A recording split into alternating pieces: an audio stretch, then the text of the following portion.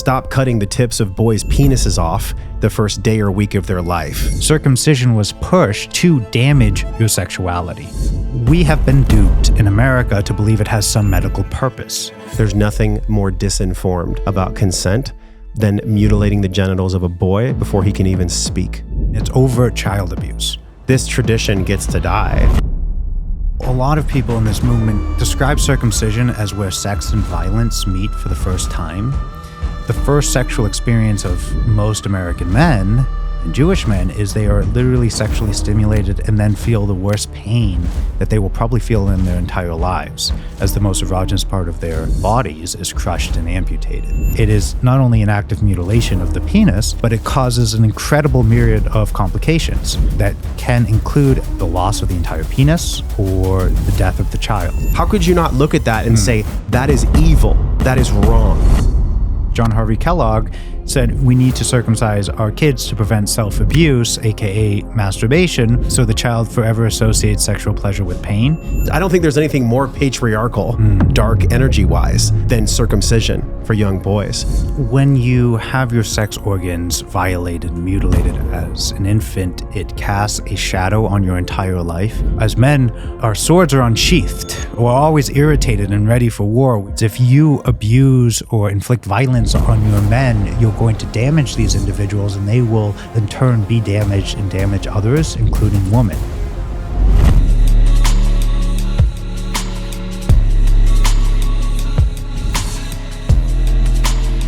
So this episode is in no way against the Jewish faith or the Jewish people. I myself am Jewish, and I love my Jewish friends and my Jewish family.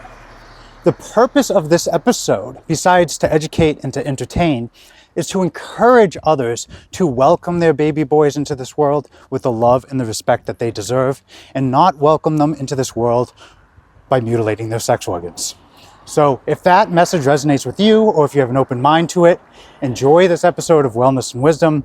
Be sure to subscribe. We're going to rock some heads back with this podcast. Eric Clopper, welcome to the show. Oh, thank you. I'm so happy to be here, Josh.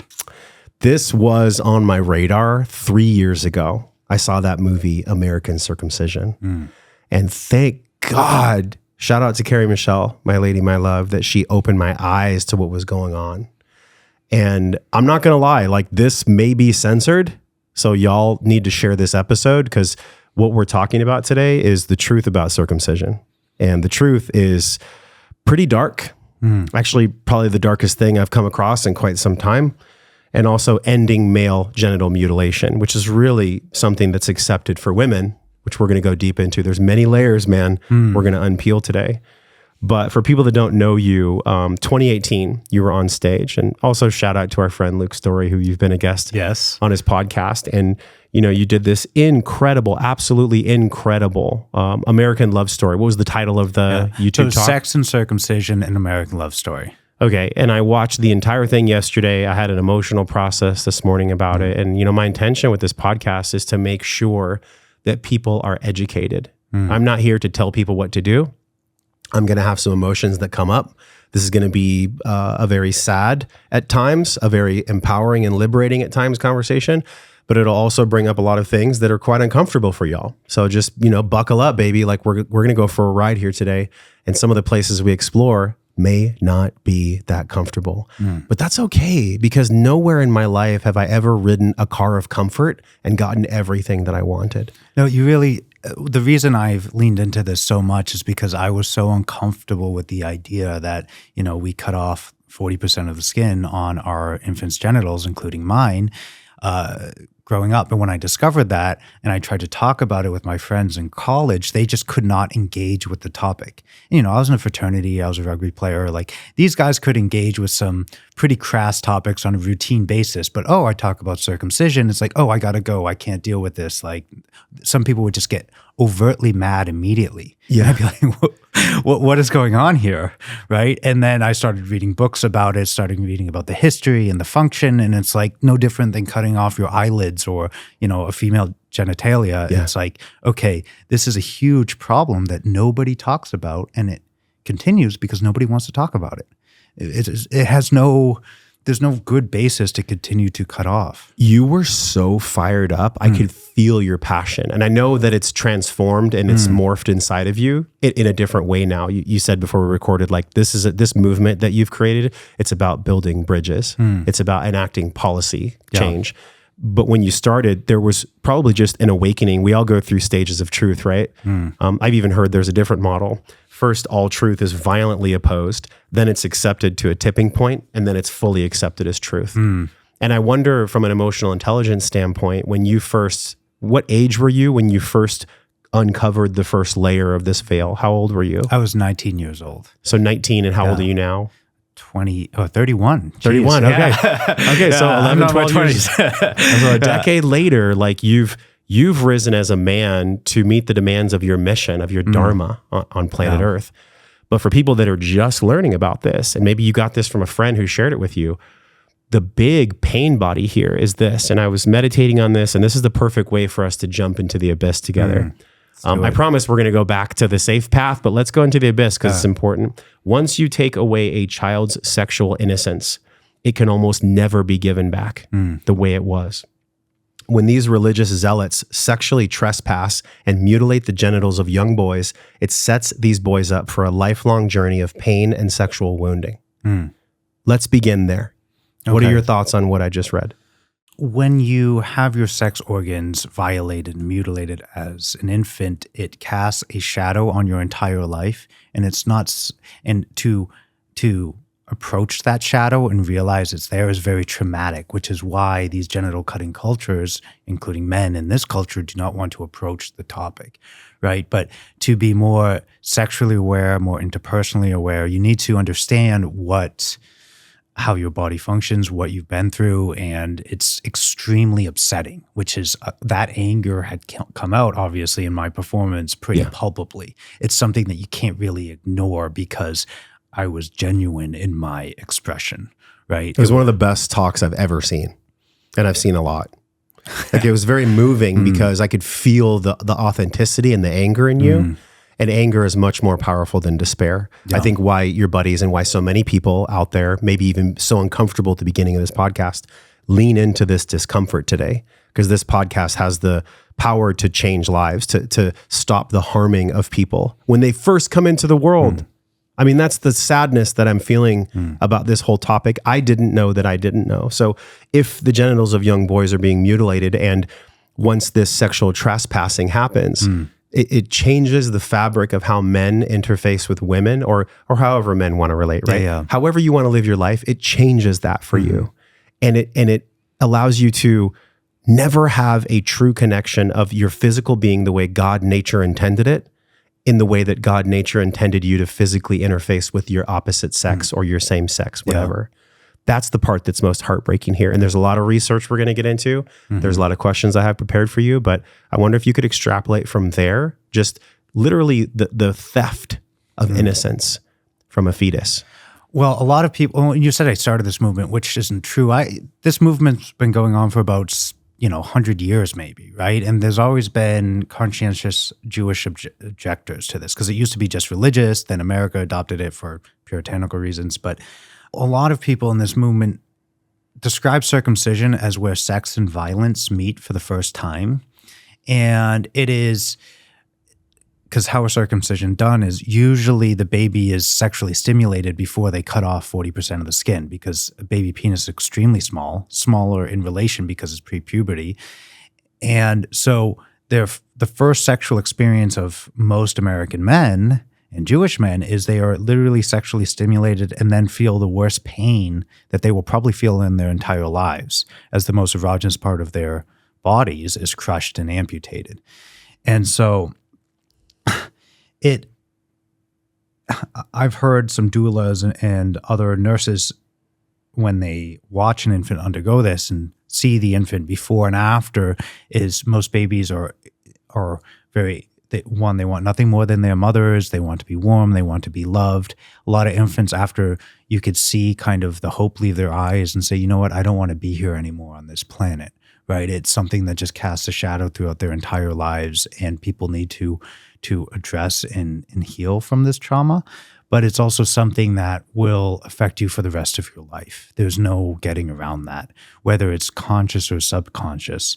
But the problem is if we don't deal with it as a society, it's going to continue, right? So it's not something that I necessarily want to do and be up here, but it's like, how can we continue to allow this to happen? It is just such an obscene act on an infant. So I'm not sure if that's exactly your question. It's perfect. Yeah. It's perfect. Yeah, because once the spiritual path ain't for the weak.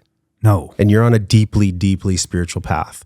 So I understand the challenges of this and, your Constitution, like y'all can see on the screen right now, there's a clip of him talking and you took your shirt off at one point. And you're athletic and your Constitution was built as part of your Dharma here on earth so that you could handle the challenges that come with this. I know eventually there will be joy. And I know that God has already worked God's way into this and the Creator has made it so that in the very near future, that joy is already here. But you're in the part of your story that you're creating that is actually the most challenging part. And the challenge of this is the same way that we talk about human rights. There's the human rights conversation. But why isn't it included that we talk about a baby's rights and a child's rights? There's such a buzzword in America specifically about informed consent. There's nothing more disinformed about consent than mutilating the genitals of a boy before he can even speak. Well, most parents have no idea what they're doing. And because we have a for-profit medical system, it's in hospitals' incentives to bill for as many procedures as possible. So it's not necessarily hospitals want to harm babies, but they want to make money. And so a lot of these informed consent, and I put that in quotations, has absolutely no information on the tissue that they're removing, how it's removed, the incredible number and high percentage of complications, whether it be bleeding, sepsis, anesthesia complications, if they even use it, which they usually don't. But there's a law actually that's going to be voted on in the New Hampshire legislature in the next couple weeks, February 2024, of mandating actual informed consent laws where in 12-point bold font say this is medically unnecessary, these are the complications, this is what the foreskin is used for, most of the sexual pleasure, all the mobility, protection. A lot of men resent the fact that they may not use the word mutilated, although they should. Yeah. Right? Because if you ask a parent, would you like to mutilate your infant? They would say, no, like, don't touch my infant. But we use these Latin euphemisms, circumcision, to shield the reality of what's going on. Yeah. The phrase that came up for me that hit me the hardest, and it's on the screen right now, religious rights over human rights. Yeah. That phrase, religious rights over human rights, I wonder if you could talk about the historical context of the religious rights. And by the way, I'm not here to promote any division or hatred or judgment of the Jews at all. Every religion has its shadow, and no religion is better than any other one. So I want to be really clear about that. Okay. Also, for people that may judge the conversation, it is an important fact to mention that you yourself are from the Jewish faith, and your family has a history and a rich lineage around being Jewish. So that's here as well, right? Yeah, I appreciate you bringing that up, Josh, because for me, it's like, I know that I'm Jewish. I forget that I have to tell people that because, it may not be immediately obvious. But in terms of rights, yes. Yeah, so it's a little more obvious in the play because you can actually see the words written out. Religious right, R-I-T-E, versus human right, R-I-G-H-T. Yes. Right? But the Jewish religious right so Judaism used to be, and it still is in many ways, progressive. It's at the forefront of a lot of ethical and humanistic causes. And when Judaism adopted genital mutilation, which is obviously a heinous act, it was actually progressive at the time, 2000 BC, whatever it was, because at the time we were actually sacrificing our children, literally killing them to appease the gods so it rains and the crops grow, whatever the causal theory was at the time. You had said in your research, and you said in the talk on YouTube, that Freud actually had spoken about it as just a slight step down from child sacrifice. Exactly. The child circumcision. So instead of actually killing the child, you would just mutilate an important part of him, but not so bad that he couldn't reproduce, right? Because then your tribe dies out. And it's also it's such a dramatic act because as a parent, and you could speak to this more than I can, but I'm sure you have a very strong impulse to protect your child, make sure he or she is well taken care of and loved and grows up to have a better life than yours, right? Yeah. And so you have to overcome that impulse if you're doing this in a religious sense, because there are many stories of Jewish mothers crying as they give their child up to the moil, the ritual child mutilator, is you have to actually you have to overcome that impulse to protect your child. It is a sacrifice to the tribe. And it's something that you cannot fake, right? So it was a way to signal your buy-in to the group. And, thousands of years ago, and not even that, 1,000 years ago or less, you need your group's support to survive. Right? I mean, you can't be a solo operator. Nowadays, it's much easier to do so, but you needed the support, whether it be protection, food, being taken care of when you're sick. The world used to be much harsher. So if you're born into any tribe, you really need to play along to get along, or you're not going to survive. And so this was a way to create cohesion among the Jewish tribe, is we, ritually mutilate our children together. Now, thankfully, there's a lot of reform and humanistic Jews who are advocating to protecting all children, and that's where we need to lean into. But because, as you alluded to earlier, whether it be on film or not, the Jewish people have had a lot of trauma, and so they perceive any change as a potential threat to their existence, right? Sure. And it's like, and that's why myself, my boss, who's a seasoned litigator who will be doing important litigation on this front with me, it's helpful that we are Jewish, because we're not advocating for our own demise, anyone else's. We just want Jewish children to be protected, all other children to be protected, right? Yeah. But there's a lot of emotional energy attached to this, and it's hard to deal with that rationally. Eckhart Tolle talks about this concept of the pain body. And I think if you look at the darker side of patriarchy, that women still feel the pain body of that. And also now as men, we're starting to feel the pain body of the deleterious aspects of feminism. Now, I know you called yourself a feminist during that talk. I don't know if that's shifted for you at all. I think any movement starts out with some good grace, with some purity, because the level of consciousness that the tribe has at that time, like you said, 2,000 years ago, maybe that was the best they could do with the consciousness they had. So I'm not here to pit patriarchy against feminism. I'm not interested in that game. What I am interested in is, can we be honest and humble with the level of consciousness that we have in any given moment, so that our secrets don't weigh us from being wise? Because the more I hold on to lies, the more I don't share, and the more I don't look in the mirror. And I'm not just talking about Judaism, it's all faiths they have their shadow. There's this one quote that I want to read here, and it was so powerful. And I wonder how you feel about this now. Okay. It's going to take a minute, but it's literally the weight of this conversation that I feel through these words. Forced circumcision is a profound loss. This is a delusion of normality supported by cultural terminology. Why? So the current generation of circumcised adults doesn't have to face the very unwelcome reality that we have been deprived of an essential human experience, so we deprive our children of that too?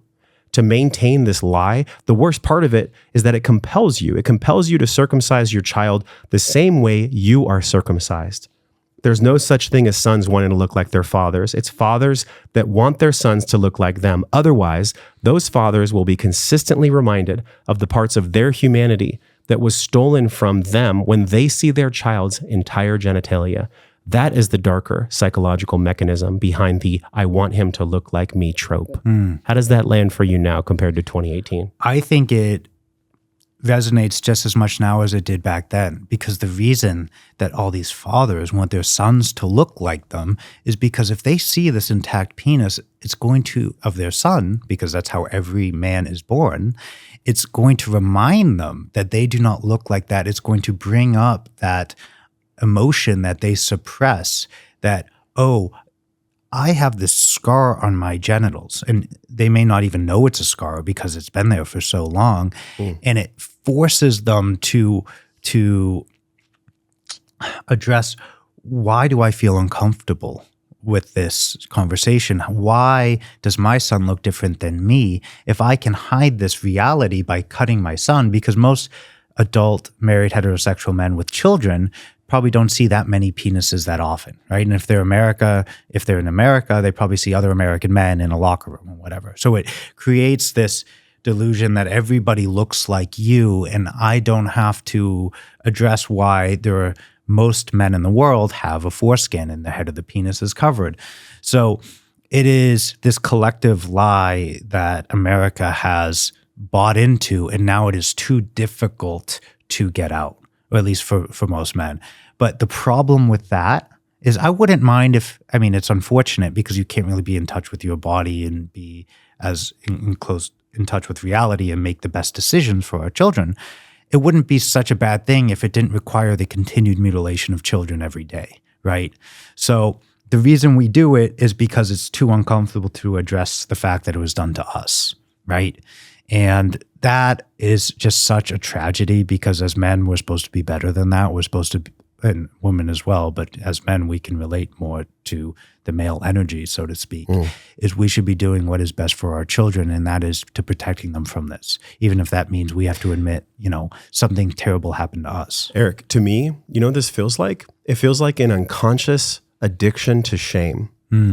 So on an unconscious level, the parents that don't even know they don't know. So if you look at the 4 stages of learning, right? First, there's the unconscious incompetence, and then you eventually work your way up to just being unconsciously competent. Yeah. But what's so interesting about this is that from an emotional intelligence lens, if somebody were to zoom 50,000 feet above their life with no judgment, just as the observer, and look down and see a child being mutilated and the tip of his penis being cut off or even bit off, and then the blood being sucked out of it, and just the absolute demonic atrocity that circumcision actually is. Yeah. You would have zero justification for allowing that to continue.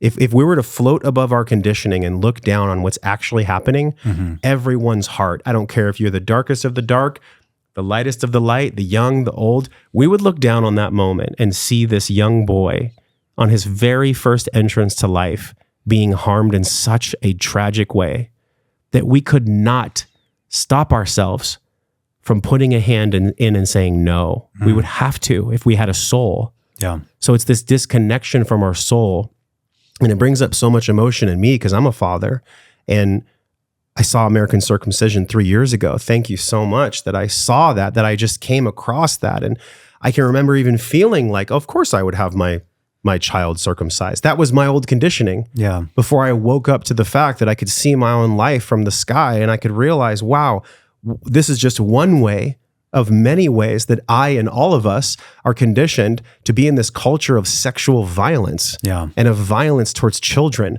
and of violence towards other people, even violence toward ourselves. And that violence is propagated from where? Like if you had to put a finger on where this violence, where did it come from? Where did the violence come from that I'm talking about? Where did this violence emanate from? This energy of violence?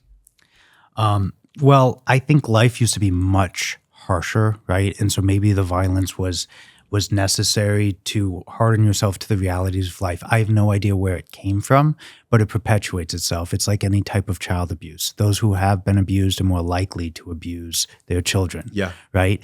Now, I'm not a psychologist. I can't exactly speak to the psychological mechanisms behind that, but I think the reason maybe you would continue to abuse your children more likely because you were abused is it justifies what happened to you, right? And so it's this thing that it happened to you, so I'm going to justify that behavior by doing it to other people. And that's essentially where we are now. Now, the rates are decreasing, which is great because of people like you. I'm trying to put a stop to this as soon as possible. But if people are not informed, it's easier, like you said, to subconsciously continue what has happened to you because then you don't have to deal with it. Yeah. Okay. So pulling the e-brake here, this has been going on for thousands of, and honestly, like it brings up so much emotion to me. I'm earlier on the scale than you are. So you came across this when you were 19, and you've been processing and working through the stages of, anger and grief and acceptance, and now you're in inspired action. So you're practicing law, you have a firm, and the link is on the screen right now. And you're really putting like pen to paper and foot to pavement on this, where you're doing it in a way that honestly, many people, when they first come across this atrocity, this trauma that is happening to boys, I can't think of a more uncomfortable and also a reason why people might turn their cheek and pretend that it's okay in the same way that I used to. Yeah. I didn't think it was a big deal in the past. I didn't. But I was on the phone yesterday, and I promise I'll get to the question. That's okay, yeah. I was on the phone yesterday with my lady, and I said, I think I'm actually going to get some really deep healing from this interview with Eric. And I think a lot of us will, because talking to the men, right? Like, have you ever men felt since the beginning of your memory that just something was hurting, or that you've had grief your whole life, or that you just knew something was wrong, but yet you couldn't put your finger on it? Well, could it possibly be that when we came into the world in the first day or week of our life, that we were traumatized and cut into and mutilated in a way that was justified by religious right? And could that justification of harming a child, harming a fetus, as they just barely are entering the world, could that set up on an amygdala neurological basis that we would then bring that wounding to women? That we would actually abuse women and abuse our sexuality with pornography and unconscious sex, and because we ourselves were trespassed on. I think that's exactly what happens is when you are so horribly maimed. And if you can watch a circumcision, right? These babies scream. It's literally the worst. It makes me want to vomit. Yeah. It makes me want to throw. Yeah. I can't watch it really, but sometimes if you can't watch it, but you're going to do it to an infant, right? That should be a signal right there. Yeah. But I think you would think. Could bring some levity to this, right? Yeah, exactly. Because sometimes evil has so much humor in it. It's like, how the fuck could you not see it for what it is? Yeah. So I can't watch that, but we can do it to our children. It's like, how can you defend that position? Anyways, I think a lot of men, including myself, especially upon reflection, is to avoid processing this extreme trauma is you kind of blunt your receptors to your emotions, including your interpersonal connections, including your sexual relationships. And so it's a shield of experiencing life, because if you start to really open yourself up, you begin to open yourself up to this horrific experience, which is definitely my reaction. And that's, I think, when I mentioned earlier, trying to talk to my other friends in college, they didn't want to deal with this because then they're going to have to deal with their feelings of being strapped down and having the most erogenous part of their penis cut off and all of the negative effects, sexual and otherwise, that deals with. And also feelings of betrayal from your parents, the two people in the world who are there to love you and protect you, and to realize that they made a mistake, or that they failed you, or that they intentionally harmed you, whatever your feeling is, whether it be true or not. But if you're going to blunt that feeling, I don't think that there's a way to blunt that feeling and not all your other feelings as well. You kind of detach yourself from your human experience. So true. And that's why America, I think, is so, we're always the warmongers, because we don't have the empathy that men who have not undergone extreme trauma innately have as human beings, as mammals.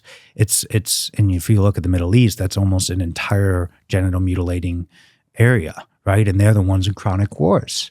I've spoken with Elliot Hulse about this. He said, well, as men, our swords are unsheathed, right? It's like we're always irritated and ready for war. We don't have that, it's a good metaphor. I don't know how true it is, but it's a way to visualize this.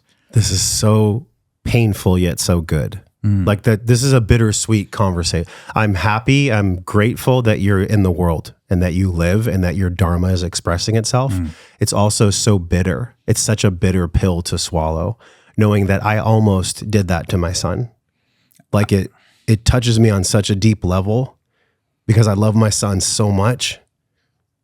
I'm so grateful that you saw American Circumcision in time. Oh, me too. Because it would be so hard for me to understand what happened to me and then to do it to my child and realize. And that's why there's so much resistance to the message, because it's like, why wouldn't harm my child? Listen, my ego is open to being decimated anytime my child's safety is in question. I don't give a fuck if my ego needs to be completely burned to the ground. And all of us should actually be open to that, our ego being burned to the ground, especially when it comes to the welfare of our sons. You came to your father and you said, this is what I found. This is the truth of what I found. What did he say to you? He essentially threw it back in my face and said, this is good for you. And I didn't have a very high opinion of my father's, let's say, intelligence and reasoning in general. I would say my mother is kind of the brains of the group. And I grew up in a matriarchal household, but it was just so bitter and malevolently thrown back in my face. And I was so fucking angry. And I was like, okay, I'm going to put a stop to this and under any means necessary. And so then that was kind of like that was the Dharma, the moment. It was like, I can't have people like you in this fucking world mutilating infants and telling them it's good for them. It's like, this is radically unacceptable and I will do whatever is necessary. And that is what drove the incredible amount of commitment and rage in that performance. And I think, as you've seen it, you can understand that. And him seeing how horrifically he wounded me really checked his ego, because it wasn't necessarily about him. It was, wow, I've really failed fundamentally as a father and I couldn't deal with that. And so he's come a long way in that regard. I mean, the damage was done and we were estranged for 5 to 7 years, somewhere along that. So he didn't speak to you for 5 to 7 years just because of the truth you uncovered and how much it hit his conditioning from his own faith. Well, I didn't speak to him because it was, I can't be around somebody who's going to mutilate me, tell me it's for my betterment, and mock and belittle me for it, especially someone who has no grounds to do that to me. And I had a much bigger ego back then too. And so I could feel the pure essence of rage around him, and it was just not healthy to be even near that. So I was pretty much totally estranged from my family, and broke my mother's heart because she immediately apologized and understood she was just doing what they do. She was told, just like her mother and your great-great-greats. So it was, we've come a long way, and my family doesn't circumcise anymore, but to understand that you've done something so horrible to your son, and it's something that your religion has or used to hold in such high esteem, it's a real identity and ego check. And a lot of men don't want to undergo that. Right. So I'm going to fight that instead of really address it. Well, it's not an easy thing to face as yourself in the mirror. It's a hard thing to look at sometimes, right? Because then there actually has to be an emotional inventory of truth about the life you've created, about the husband or wife you have, everything in your life. When you honestly look in the mirror with no filter, psychedelics, breath work, peak experiences can be a powerful fucking lens for this. Because when you look in the mirror of truth and you actually see what's looking back, it can be so confronting and it can be such a retching process that one has to have the spiritual courage, the spiritual maturity to actually even look in the mirror in the first place. And so I think what's going on, and I'm curious how you feel about this, is that the Jewish faith is having to look in the mirror, much like all faiths have to look in the mirror. And the reason I say that is because I don't want someone taking a soundbite of this and trying to come after me, right? Because if you watch the whole interview, this is not against Jewish people. This is actually for humanity. That's the game I'm interested in playing. So I'm going to pre-frame my statements like that every time I say something that might be, construed as censor-worthy. So my intention with this question is like, okay, if we look in the shadow and we look in the mirror as Christians, as Jews, as Muslims, as human beings, based on a belief set, which is really what religion is. It's a belief set. That's it. We believe a certain story. Does that belief make us more loving and connected? Or does that belief make us hate each other and more disconnected? Personally, I think many religions, almost all in the world, are disconnecting people. And so on the screen right now, there is a clip of a local rabbi in Monetized, New York. And he was accused of infecting babies with herpes. And this clip is really gross. We're not actually going to show the clip right now, but for y'all watching on YouTube and Spotify, literally the religious leader. What was his name again? The moil? The moil is the ritual circumciser. Rabbis are religious leaders. Often they're the same people. Okay. I think you have to get certified. I don't know. Yeah, I mean, they probably use a different word that's more religious, but ordained.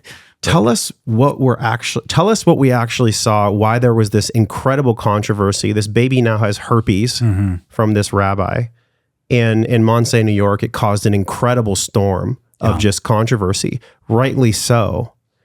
What was that controversy all about? And what is the practice of the rabbi actually, this is the most disgusting thing, biting the tip of the penis off and then sucking the blood out of it for a fetus? Well, the reason that this came to light is because Orthodox Jewish communities, they're very insular. They're not talking to other people who are outside the community, right?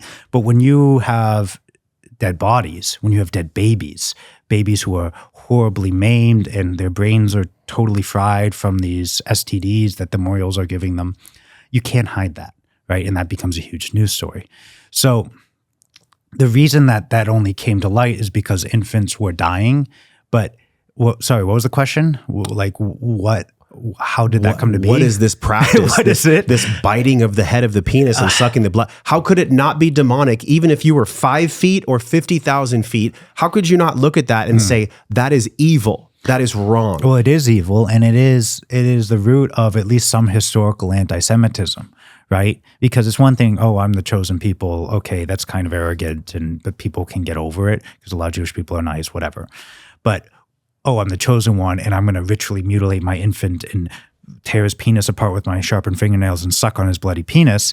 That's a legitimate criticism. It's a societal harm. That is a huge problem to be part of your society, right? So some of the roots of anti-Semitism come from this horrifically evil practice, right?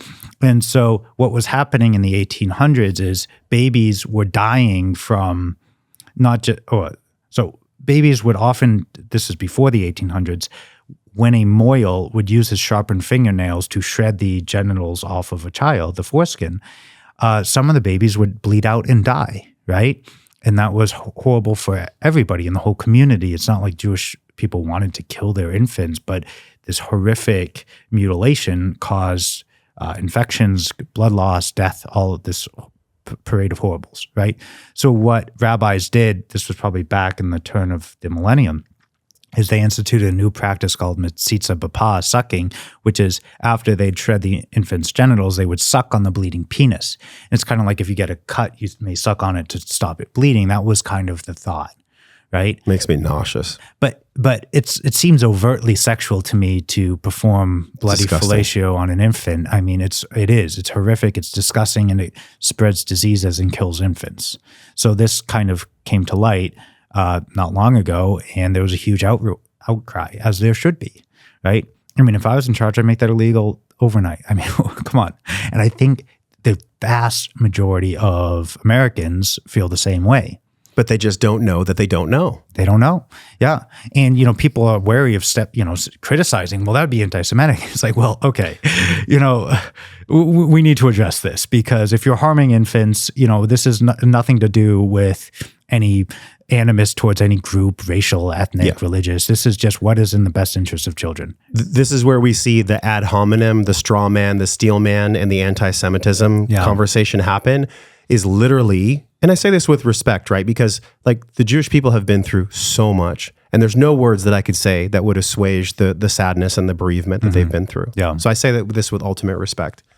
But when you develop a culture or an identity that you are not allowed to be challenged by anyone's opinion, if your way of being is right or wrong, that is actually dictatorship, and that is the opposite of love. That is the opposite of progress. And so when people are challenging this brutal child mutilation ritual in the Jewish community, they're labeled as anti-Semitic, which is honestly, in a way, it's ad hominem. It's also straw man. It's not actually dealing with the real issue that we're trying to address here, which is, hey, let's actually not harm children. It has nothing to do with religion or harming Jewish people or judging Jewish people. It's the opposite. It's how do we make humanity less wounded so that you and I as men, and hopefully the tens of thousands or hundreds of thousands of people that feel and hear and see this conversation can shorten the suffering of the women from the treatment of men that they themselves are wounded. This is my own healing that's coming through in real time, dude. That's what this is all about. I had massive sex addiction, pornography, unconscious sex. And when I traced it all the way back in the past week, especially yesterday and today, I started to feel this heaviness in my chest. And in Chinese medicine, the grief is felt in the chest. So I started to cough yesterday. I've been coughing out sputum, and I've just been feeling this heaviness on my chest. And I was messaging my lady this morning, and I'm like, wow, what's the ultimate healing that and literally, I think it's 120 million men in America, right? That was the data you presented that have had circumcision. That's right. None of this. Think about this, y'all. 100. You can't even fathom this number. 120 million babies were never asked. They were never asked, hey, can we cut off the tip of your penis for this ritual religious sacrifice? They were never asked. And so how could that not be traumatic? And how could we, even in any world as men, not unconsciously wound women because of the wounding that we ourselves have experienced from parents who simply did not know? There needs to be a coming to Jesus, a coming to whoever, a coming to our Creator on this, and an honest look in the mirror here about where do we go from here? And actually, Carrie Michelle asked me, and I would love for you to share both personally and professionally, because you're going to get a lot of people coming to you for the healing that they themselves are going through with grief felt first. For men like you and I that have been wounded in our first day or week of life, where we've been mutilated in our sex organ, and that have potentially even taken that trauma and abuse and projected it onto women in our life, wherever and however we're hearing this information, this inspiring education right now. What does the healing path look like for us? How do we begin to heal? How did you begin to heal your own trauma around your sex organ? And what amends did you have to make to yourself and others? And how did that process of healing even look like for you? Well, I think you're more familiar with the official stages of healing, but the first is awareness, right? I've kind of numbed myself to interpersonal relationships, and I think engaging in those behaviors that generally mutilated individuals may do, right? Whether it be compulsive sex or masturbation or pornography or whatever it may be, not being able to connect with your sexual partner as well. Maybe I think those are the behaviors before you become aware. And becoming aware, you may feel, and certainly I did, is discomfort, rage, real pure rage. I couldn't imagine anything more legitimate to be upset about than having been violently robbed of 40% of the skin on your sex organ, right? And most of the erogenous tissue and all that. So I think it's hard to get to a healing stage without processing your feelings around this. And there's no right or wrong feeling, but for me, I was extremely, upset's not the right word, it's rage, right? And I think it's good to process that, because it's not like it goes away if you don't process it. It's just manifests in other ways, whether it be abusive in your sexual relationships, your other relationships, maybe in your international, like on a country level relationship, being violent to other countries and less empathetic, right? So that's so wild. You talked about Elliot Hulse. Our swords are unsheathed. Yeah. It's like, wow, the connection of that. Men, 120 million men who have been horribly violated. Our swords are out of their sheath 24/7, 365 from the jump. Exactly. How could we not invite war on an energetic level? And if you look at the warring nations, most of them are generally mutilating, right? It's just Middle East, America. Those are kind of the hotbeds of. I want to let you finish, because the healing question is really important. It is important. It's so important. And I want to know the layers to which you went, because I think it's really important for all of us. But if you could float back way on the timeline to like BC, I just wonder, and some could call this a rabbit hole, I don't really care. When I watched ancient civilizations on Gaia, when I actually saw the ancient civilization series on Gaia, and I learned about Anki and Enlil, and the way in which we had part of our genealogy removed from us, the part that we knew we were from God. We knew that we had been created by a creator. We knew that love was all there is, but that part was actually taken out of our genome. I wonder if that was the origin of the justification of sexual mutilation for boys, and also for girls as well, which is, the girl conversation, it's widely accepted that it's horrific to mutilate girls' genitals, horrific. twofold, as you go back to the question on healing. Why do you think that it's so accepted for the female genitalia to be not mutilated, and how horrible that is? Why is it so accepted that it's not okay and it's actually dark and evil to mutilate female genitals, yet it's widely accepted that it's okay to mutilate male genitals at birth? Well, it's widely accepted in the Western culture, right? In our culture. But in the cultures that circumcise or mutilate their females, it's widely accepted to do that there, right? So where we grew up, it was widely accepted to condemn female genital mutilation, although laws have only protected them for about 30 years, which is something we'll get into. I think it's only widely accepted because people don't want to address what has happened to them, right? And in this country, and I've heard this before, but oftentimes we humanize females, but we also see them as sex objects, and we see men as success objects, and it's okay to sacrifice their well-being. We don't humanize them as well. We don't have as much empathy for our men, and that causes a lot of antisocial maladaptive behavior, a lot of societal problems, rape, violence, all the men are the biggest perpetrators of that. And there could also be hormonal issues and physical issues and all that. It's hard to separate, why. But I think genital mutilation is a huge part of that. But to round back to the healing, a lot of people, I have thousands and thousands of emails and messages, and I haven't responded to all of them, and I feel bad. But at one point, it's like, do I respond in one sentence? I can't write everybody. You're gonna have to have an assistant, right? Well, I'm not making enough right now to hire. I mean, we have employees who are excellent and team members at our law firm, but we litigate cases, right? This is not like a full-time thing for me. When I start, and we're about to do important litigation soon, and I'd like to sue many states around the country on this, because that's how gay marriage became widely adopted, is it state by state. And that's what we're going to do with protecting baby boys. It just feels, and that's a great point you made, it just feels like they're so separate. Like, one of them is how somebody wants to live their life, how they want to love people. The other one is actually not mutilating and harming babies. Like, they seem so different. Yeah, well, because then we'd have to say, oh, we've been mutilating and harming our babies. It's like, yes, that is exactly what we've been doing. But that's why we call it circumcision for males and female genital mutilation for boys, right? But the genitals on the male and female, they're homologous, meaning that they develop as the same structures in utero, in the woman's uterus, and they're actually the same structures we're cutting off, right? The male foreskin is actually the most innervated part on the penis. So we're performing the same sex crime on male infants as the ones that we can widely condemn and rightly outcry against females, right? So it makes no sense, right? And we're trying to shine a light on that and put a stop to that. But to kind of round back to your question with healing, well, so many people reach out to me, and I feel a certain sense of guilt in that, one, I'm not a professional healer, right? Like I don't. Well, we all have to be if we want to live well. Exactly. Well, and I try to take care of the people in my life and to take care of all the children, at least in terms of protecting them from genital mutilation, to do what I can. But I would not say I am an expert on the healing. I think awareness and time is very important. I used to be big into meditation, 10, 15, 20 minutes every morning to just feel, what do I feel around this? And it was a lot of rage, a lot of processing that.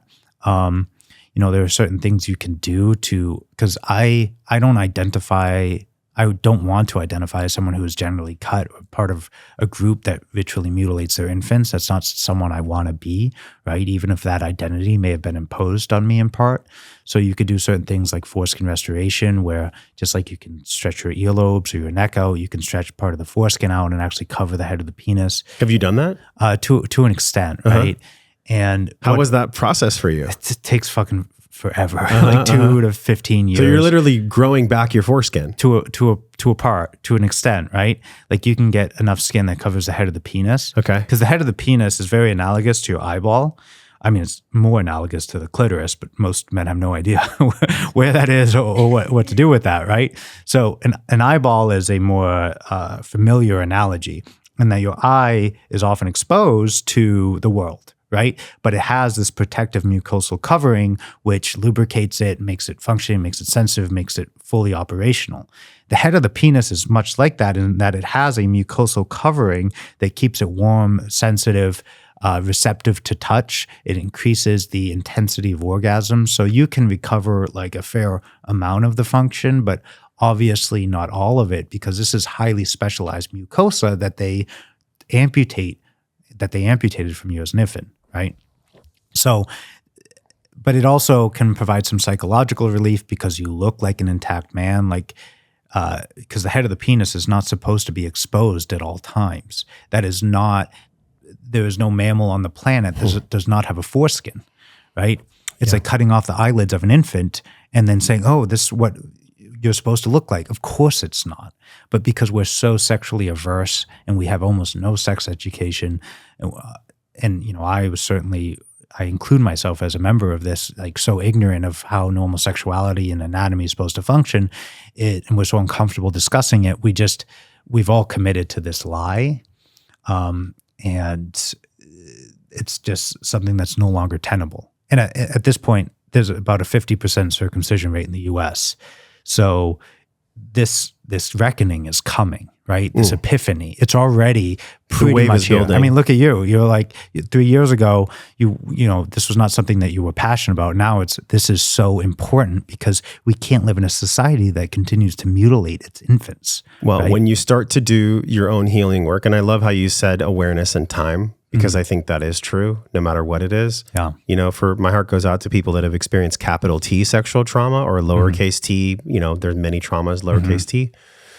It takes awareness, but in order to even have awareness, y'all have to have the courage to even take a look. I think that is, I mean, I want to, it's not like we're in a debate here. Like I'm on your side. Like I want the same thing you want, which is to not harm children and to allow children to enter the world, little boys to enter the world and not be completely maimed and sexually disfigured. But I will push back on this because in the beginning before awareness has to come the courage to even be aware. And I think that happens in our soul naturally if we haven't been stifled so much. And it's no judgment on people that don't have the courage, because I think a lot of times maybe they've heard that in order to have courage, you have to like not be afraid, which is complete bullshit. Courage is actually developed in the face of fear. I don't have courage because I don't have fear. Yeah. I have courage because I face my fear. That's the whole point of having courage. Exactly. So it's not a knock or a shame on our parents, our grandparents, or our great-greats.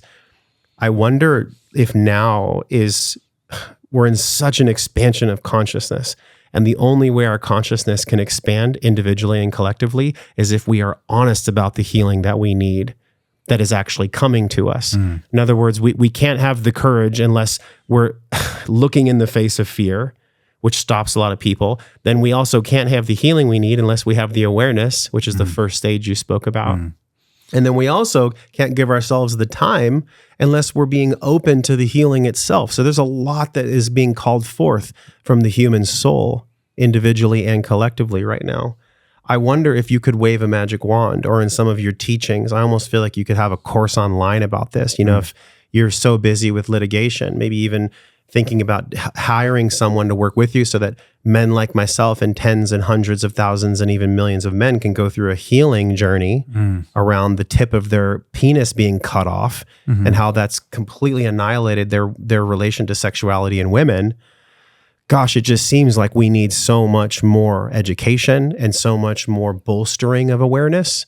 What do you make of that? Because what you're doing is very powerful, but it won't save everyone. It won't allow everyone to even develop the courage or even be so honestly angry and go through their first stage of development where they do want to even receive the healing because of this cognitive dissonance. What do you make of that?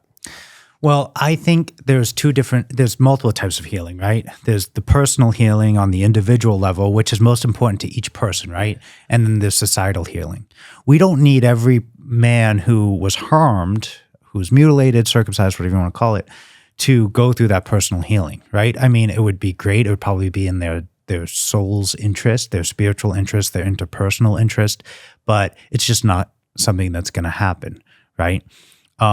And then there's, I think, the way for societal healing, which is a little more accessible and more abstract, obviously, is to implement laws and statutes protecting children. Say, look, we're not going to do this anymore, Yeah. Or at the very least, we're not going to use taxpayer dollars to fund it, right? I mean, that's something that's already in the works in many states. And it's something that we could continue to push.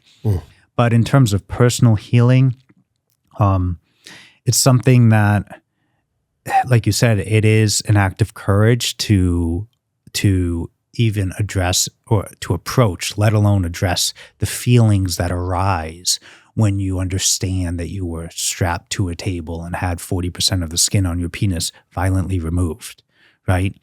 So what is extremely helpful, I think, is people like you who actually introduced this conversation to say, look, this is something that you can address and you should address and that we need to discuss. Yeah. Because what a lot of people, especially as a Jewish guy growing up, is it's something that there is you feel that there's this dark energy around it and that everyone is going to isolate and ostracize you if you bring up what you feel about this issue. So we want to encourage people to lean in. And I think that there is a huge movement of people doing that. So hopefully the threshold, the moving energy required to address this is lessening with time.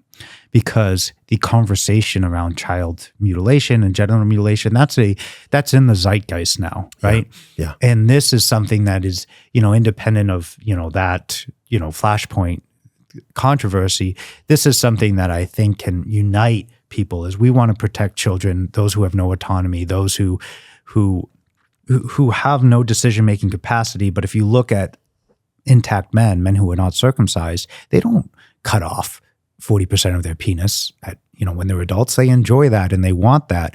And so there's really no serious debate around this issue. Mm-hmm. It's just something that people, as you said, they don't want to deal with that trauma. It's an interesting story I'll tell, and some may resonate, some won't, but that's fine. I'm going to be authentic and just fucking tell you.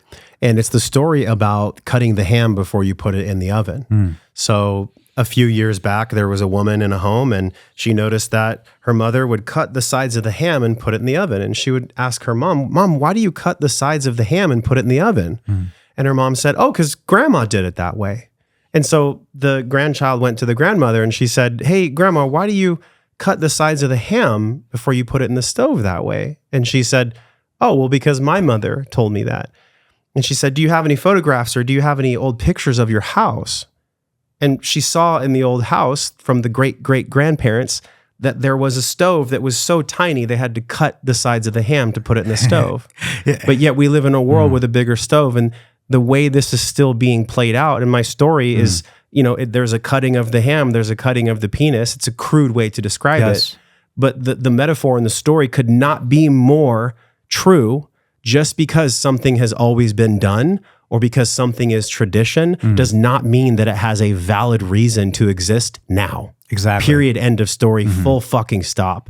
Think about how many traditions need to die on earth right now. Not just the mutilation of boys' genitals the first day or week of their life. This is a call for us to take an honest look at many different things about tradition that need to fucking die. What do you make of that? I agree, right? I agree that there's incredible amount of harmful tradition, right? Now, some tradition is great. I agree, and some of it's benign, right? I think For sure. Christmas tree, Hanukkah, I would say Christmas tree, although that's part of the Christmas tradition, right? But Hanukkah, Passover, these things that connect us to our ancestors and the hardships and kind of bring our families together. It doesn't have to be just Judaism, Sure. what I'm most familiar with. But Yeah. so those are life-affirming and positive traditions, and they bring families together. There are other traditions that may be benign. The cutting of the ham is somewhat benign. You lose some good, you lose food or whatever, but it's not like...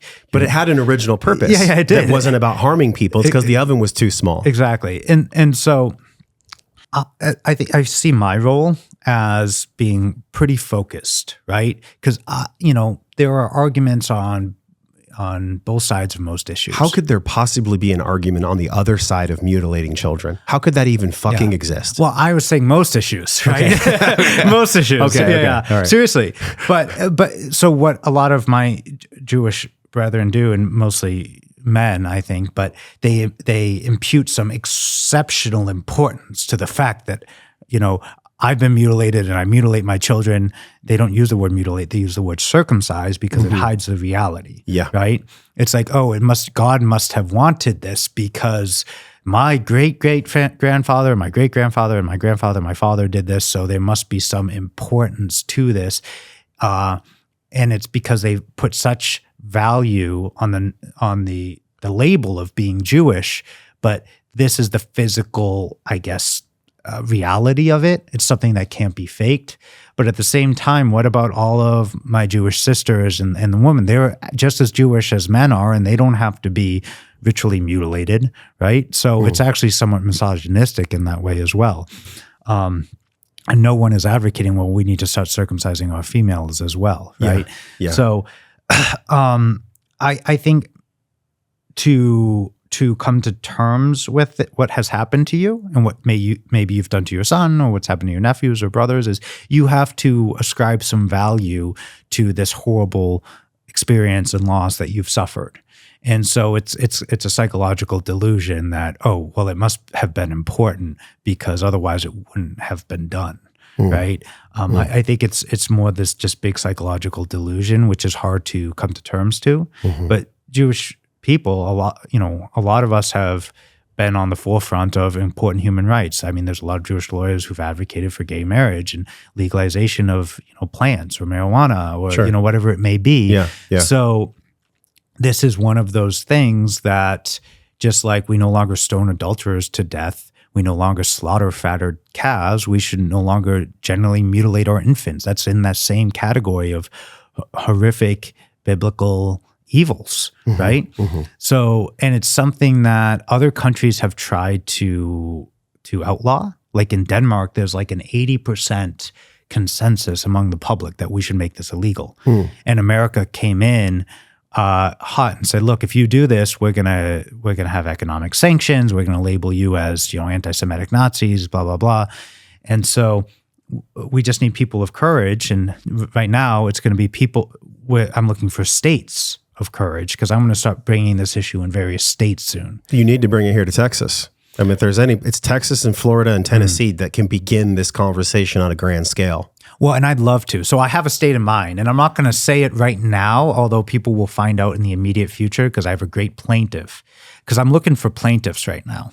And I have a brilliant, kind, young, soft-spoken man. His name is Mason.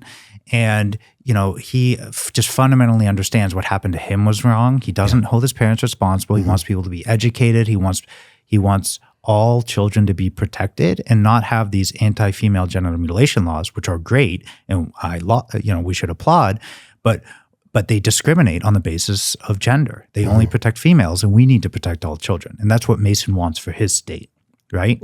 And so I have myself, and I have brilliant people at University of Cambridge, and my boss, myself, we're working on drafting his complaint right now. And essentially the argument, and this is the benefit of what I see this litigation is like we've discussed at somewhat depth, men don't want to address this, right? It's just something that's easier to sweep under the carpet, but the unfortunate reality is that perpetuates the mutilation. And as men and as women, but we need to do what's in the best interest of our children, and that is to address this now and to stop the bleeding, the literal bleeding, pain, mutilation.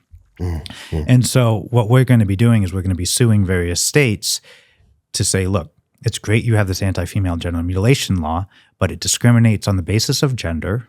And in your state constitution, you prohibit laws that discriminate on the basis of gender. So you could do one of two things. You could have no protection, which is not going to happen because we all agree baby girls need to be protected, or you could protect all children from genital mutilation. And that's where we're going to be pursuing Mason's lawsuit in his home state in the immediate future. And if I can raise the resources, if we can raise the resources, then my law firm will pursue that litigation in many states. But this is a very intensive operation. It takes a lot of time, a lot of money, a lot of support to effectively litigate these important constitutional issues. So I would love to do Texas, Tennessee, Florida, you name it. But the way that we understand the legal theory right now, that state needs to have in its constitution a guarantee that laws will not discriminate on the basis of gender. And if that, we could also sue on the theory that it violates the equal protection clause of that state's constitution. And it depends, because each state has its own Supreme Court, and they interpret how that constitution is applied differently in each state. Have there been other cases around informed consent where someone was put to jail or subject to the law when informed consent was broken in another category? There has to be. Informed consent is not just a buzz phrase. I mean, to be informed, like, for example, rape. Rape is an abuse of informed consent of any kind, right? Rape is one of the most horrific things that could happen in the world, but it happens. And for us to think that it doesn't is actually completely harmful, right? I think it might have even been Martin Luther King. This is why I love Martin Luther King so much. And if it wasn't him, then someone check me on this. But he said that evil propagates in the space where good men do nothing. Correct. Evil propagates in the space where good men do nothing. And so if rape is happening, if child mutilation is happening, and there's this cognitive dissonance and this bias towards putting our head in the sand, how about even the conversation from a legal perspective about brutal ways that informed consent are not being honored toward a fetus, a boy fetus, a male fetus that cannot even speak, that just came to the world? I mean, what do you make of that from a legal perspective? Well, there are states, New Hampshire is one of them, they are literally about, hopefully, to pass a law that mandates legitimate and real informed consent for circumcision, which says, this is a natural, healthy body part. It's totally elective. It comes with it can come with incredible complications, bleeding. That better be some huge, bold print. It is. No, it's part of the law that's being voted on now. And so, and my friend at University of Cambridge right now, he just, I think, is publishing a paper with Matt Goodwin, who's VP of this GALDEF, General Autonomy Legal Defense and Education Fund, who they did an analysis of various informed consent, in quotation marks, of circumcision forms. And it has absolutely no information as to what the foreskin is, what the procedure is. It's just a rubber stamp, which we could file lawsuits on lack of informed consent against various hospitals.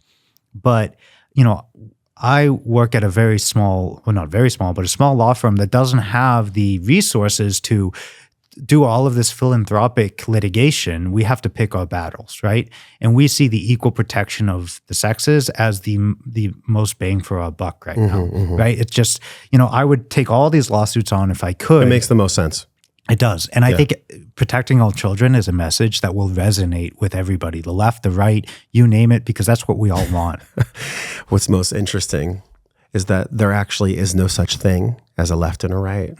It doesn't fucking exist. It's literally the same story of the ham in the oven that just perpetuates because we've always been a two-party system and blah, blah, blah, blah, blah. It's all retch and no vomit. And my audience has already heard this like 1,000 times. I'm going to say it again because I want to get your feedback on this. Alan Watts, if there was literally one human being that I would love to interview, it would be Alan Watts. I mean, he's changed my life in so many ways. He was like my introduction to spirituality. And he said that when it comes to parents raising their children in ways that harm the parent and the child, that it's all retch and no vomit. We're teaching our children to raise their children who will raise their children in a way that continues to hurt all. We're getting to the point of vomiting out the behavior, but there's no vomit. We're not actually, right? Sometimes in ayahuasca ceremonies, people vomit out of both ends. There's a reason for that. It's because on an energetic level, we're clearing out, and I'm not here to say that y'all need to do plant medicine, tread lightly. I'm not saying you should do that. There's a purging that we need, and you're part of the purge, dude.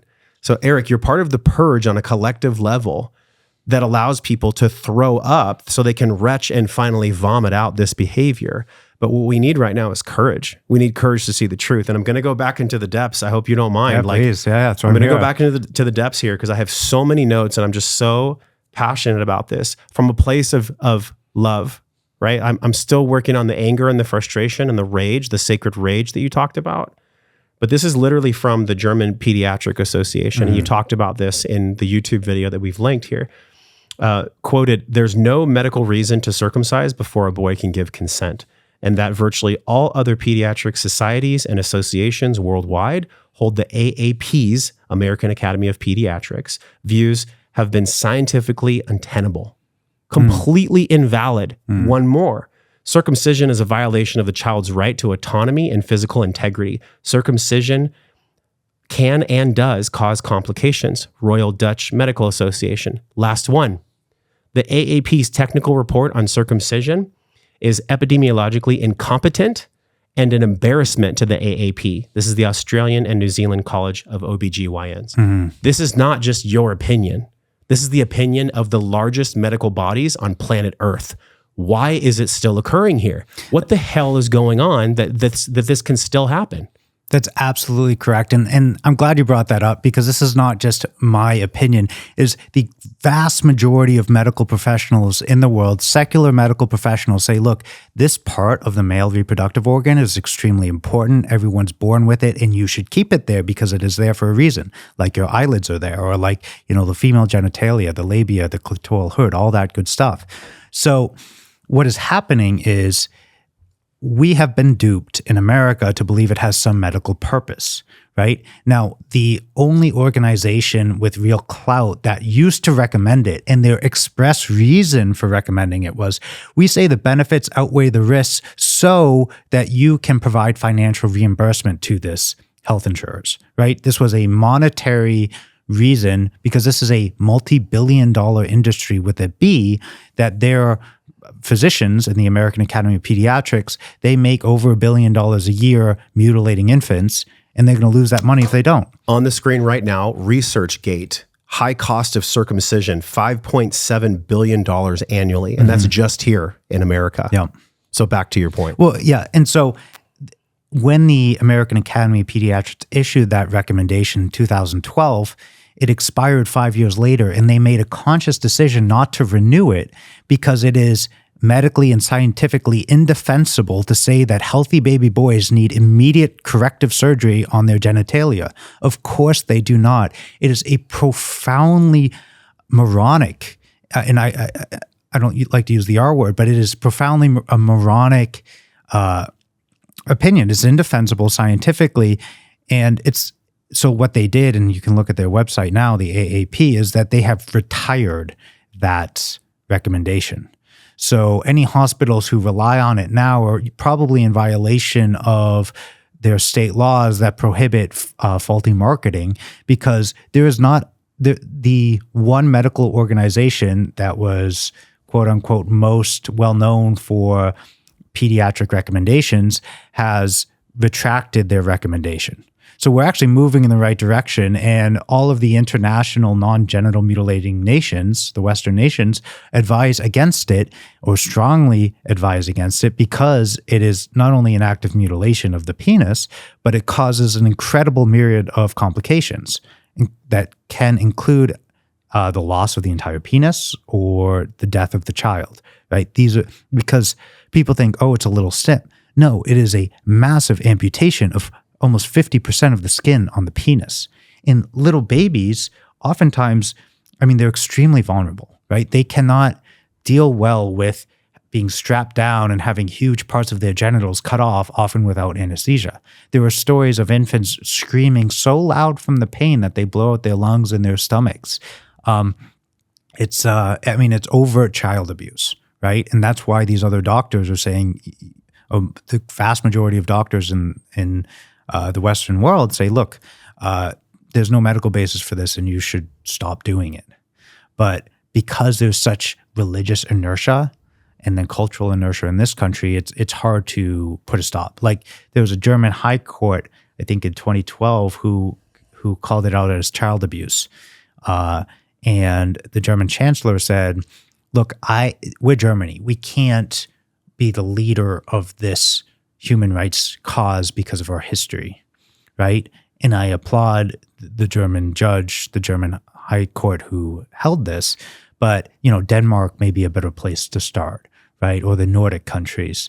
What I can do as an American attorney is start at various states, right? Which is what I'll be doing in the immediate future. But it was a financial decision by the American Academy of Pediatrics to defend the multi-billion-dollar industry of not just removing the tissue and then all of the money in correcting the complications, but then selling the human foreskin, the male genital tissue, to cosmetic companies so they can use that tissue in various skin creams. Because that's the only body part that I'm aware of that you can legally harvest, steal and harvest. Yeah, the beauty industry part of foreskin flesh trade. This is actually an article from Vice. It's on the screen right now. Beauty industry part of foreskin flesh trade, anti-circumcision activists warn. There's, I believe, a spa in New York that charges an exorbitant amount of money for this really atrocity of a child's flesh being sold. Yeah. And how we could see that any different than any other heinous crime is beyond me. You know, I'm going to say something right now, and I really want y'all to feel this. For any of us that have ever been trespassed on, abused, hurt, maimed, even when somebody was unconscious when they did it, I think it's actually valid that we go through the stages of grief, starting with anger and rage, and then that actually compels us to not get stuck in the sadness and make our lives an entire expression of just grief and sadness, because it's alluring. It's alluring to just be sad because then you get stuck to be a victim. Well, I would just like to give ourselves a permission slip right now. And that is to look this energy in the face, this dark demonic energy that is infiltrated fucking religious circles and the bris ceremonies and all of this child ritual mutilation. You will come to the light of what is good in your lifetime or the next lifetime. And you will do it by the hand of me and the hand of all of us that are in this movement that do not believe it is okay, and we see it as true evil, to mutilate the genitals of young boys. So then breathe that out and then move on to inspired action. But most people want to skip over the anger because they get stuck in the sadness, because then they get to live their life as a victim. I agree. Well, living your life as a victim is alluring, as you said. It's because, if I'm a victim, anything I do is justified because I was a victim. I don't have to do. I need special attention. I need special privilege. Well, and rage is also very dangerous because when I express my rage, it's like, Harvard utilized their entire machine to destroy my life. Right? Not only did they terminate me, assassinate my character, then they tried to terminate my boss who supported me, but then he committed suicide, who I was very close with. It was that rage is very frightening to those on the other side of this shadow. To those that hold themselves justified and righteous. Yeah. And, they may be combined with this historical oppression. I don't mean to throw stones at any particular religion, but when they see that rage, it triggers their trauma, not only with their own genital mutilation, but maybe their historical trauma that, persecution, Holocaust. There's going to be a Holocaust if we don't continue to mutilate our infants. I mean, it is a profoundly stupid position. It has absolutely no basis in reality. Well, the fact that, if we protect children, including Jewish children, because I think it's anti-Semitic to allow this to continue to happen to Jewish children. I think that's the proper frame of this debate. But rage is something that people will retaliate against you for, right? So there may be a lot of rage, and I've seen it among many of my friends, people who reach out to me, but they cannot express that because they're going to be professionally retaliated against for it. You know what I mean? I mean, I certainly was. I'm in a position now where that can no longer happen because, I am part of a 2-attorney law firm, and my boss and I are You've also done a bit of work since 2018. Oh, definitely. When you were on that stage, I could feel your rage. Yeah. And that rage is actually empowering. Look, I'm not in a space where I think we should have conflict for conflict's sake. I'm not saying people should go and try to wound their attackers. That's not what I'm saying. Yeah. I'm not interested in that game. The game I'm interested in is walking the normal, healthy human ladder of processing. Because without anger, we can't accept sadness. We just can't. Anger is more powerful than despair, right? So if you look at the lowest human emotion on the Hawkins scale, and this is why I believe in part and parcel, you're doing this with your law firm and this movement that you're creating and what's going on with things being changed on a policy level in hospitals is because of what I'm about to share. It's because in order for us to be honest about how we've been, we have to be honest about what's been done to us and done for us. We can't accept where we're going to go unless we've accepted where we've been. It's just a simple fact of human life. What do you make of that, and how do you pull from that as a fuel source when things get hard, because they're going to get hard. Well, they are going to get hard, but I have been wiped off the map before, right? Total cancellation, and not just like, oh, I was fired. I love that your YouTube video is still there. How is it possible that the overlords have left that video up there? I'm very surprised, actually. Well, because there's conflicts when you say overlords. Like, I imagine there are people at Google and YouTube. I know for a fact there are a lot of people at Harvard who very supportive, and I felt all that support. But the people with the Bs, the billions, kind of said, "Look, if you don't fire this guy, we're going to terminate. We're going to not give you any money." So right? there was pressure from the donors at Harvard, to censor you and censor the gentleman who took his life. Correct. Because this makes Harvard look like it has absolutely no backbone and will not honor its promises, which nowadays is like pretty well known. I think we all know that about Harvard and Stanford, and basically all Ivy League or all higher institutions that are being decimated by meritocracy. Yeah. Meritocracy is what's bringing children back into the home to be taught in the home instead of by some stranger. Well, exactly. And a lot of these are shills for money, and the feckless bureaucrats are like, well, what makes us the most money? It's, getting rid of anyone who will be controversial. But you can't move society forward if you're not going to ruffle some feathers, because to maintain a status quo, you have to offend nobody. Right. That's right. It's like, okay, right. It's like, okay. But the status quo is so offensive. It's so offensive that it's not something. And that's why I was 25 and I needed to get people's attention, because I was, I wasn't like a known player. Right. Yeah. It's like, Harvard obviously is, Sanders Theater, they're big, where John F. Kennedy, Mahatma Gandhi. I mean, you go up against Harvard or Stanford, you're going to get massive pushback. I didn't go against Harvard, right? There was I had no animus towards Harvard. Harvard said, look, we're going to honor a free expression policy. You can express yourself and we're not going to terminate you. I was like, my boss said that, my dean said that, Harvard faculty said that. They have a written policy for that. And so we designed a provocative play to say, look, is Harvard going to honor it or not? And if they don't, at least it's going to be pretty obvious that they're hypocritical shills, and that will get some attention on the cause as well, right? It was a net win. Yeah, I mean, and Georgetown, they hooked me up big time, Georgetown Law. So it was like, okay, it all worked out. But shout out to Georgetown. Yeah, thank you. Yeah, seriously. Yeah. Very forward-thinking, Catholic institution who was like, you know what, this guy has a good point. I mean, isn't 40% of the faculty at both Stanford and Harvard Jewish? I don't know what the percentage is. It's a fairly large percentage. Yeah. I don't know the exact percent. Well, the reason I worked there is they actually would pay for my graduate school, because I was going to do a data science graduate degree at Harvard, and one of their associate directors of the data science program, I think his name's Andrew Weinstock or something, another professor told me, look, we were going to let you in, but this guy who's a Jewish professor said, no, under no circumstances can we let this guy in. So I started shadowing the other. Why was he saying that? Well, because I was already a known anti-circumcision activist, right?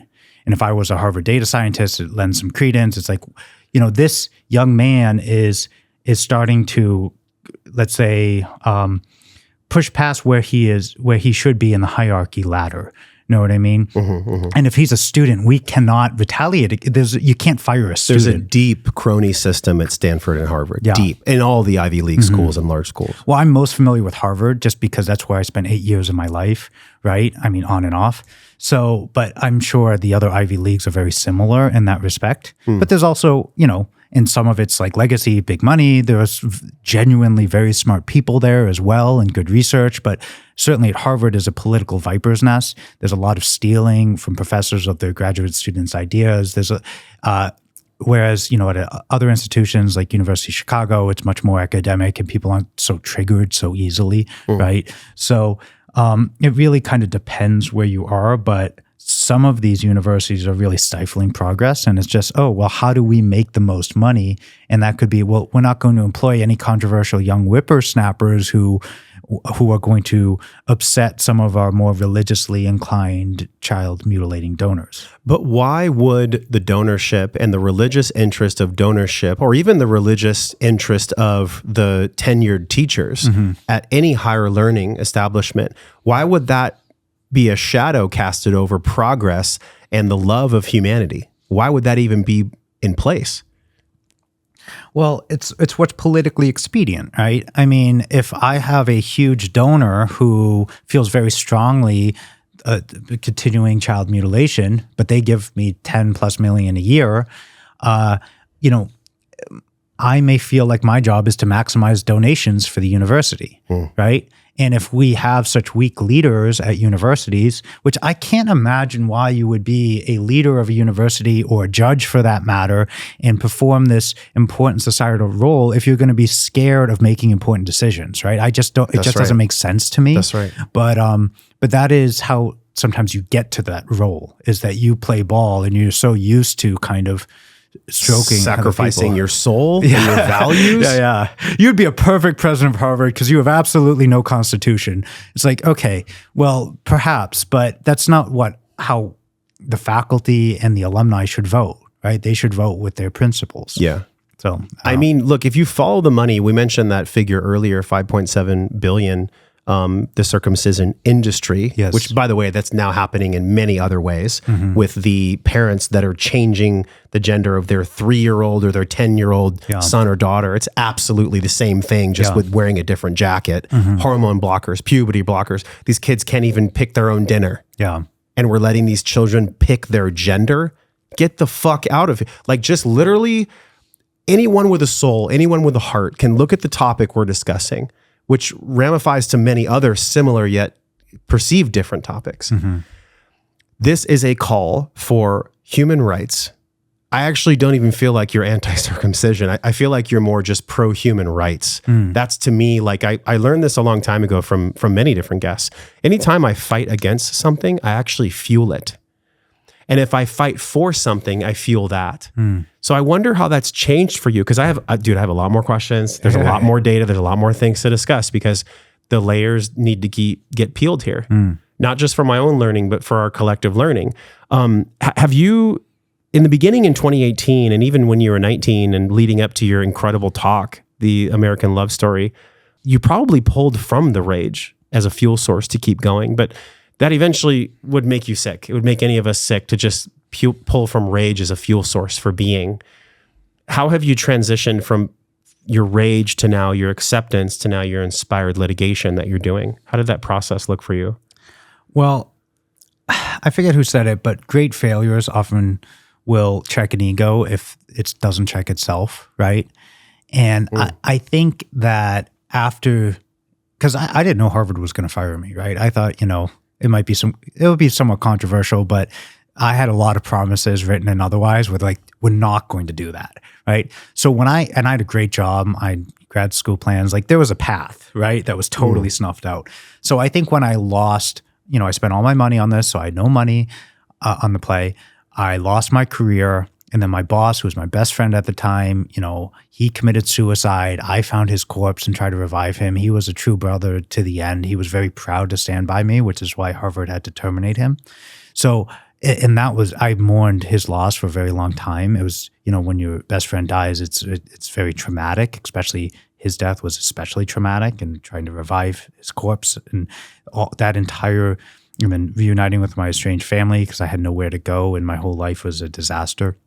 I think it's hard to be in a state of rage when you are just so down. It was more, I wouldn't even say depression. It was kind of a state of shock. And now it's like, okay, I need to take stock of where I am now and where am I going? And thankfully I had an excellent mentor who reached out to me, who now teaches at University of Chicago, who guided me wisely to law school, which makes sense in the whole scheme of things. Because I sued Harvard, but also now doing this children's rights litigation. So the rage was not a sustainable emotion after I lost everything, right? And then it was kind of like, okay, where do I go? Life is long, and I'm 25 years old, and where do I go? And so that's when I kind of was like, okay, I'm going to take a step back. I don't feel that same rage energy.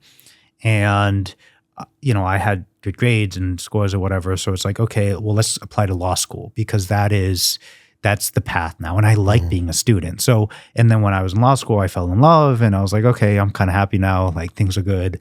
And it was a great experience, but it's hard to, it's just not healthy to maintain that level of rage. Yeah. And your hormones change after, from 18 to 25 to 30. Just a little. Yeah. You think? Yeah. I'm about to be 44 this year. They definitely change, y'all. So they change. You're just not as you're not as beholden to that. There's a lot of meditation. There's a lot of, and you're more familiar with it.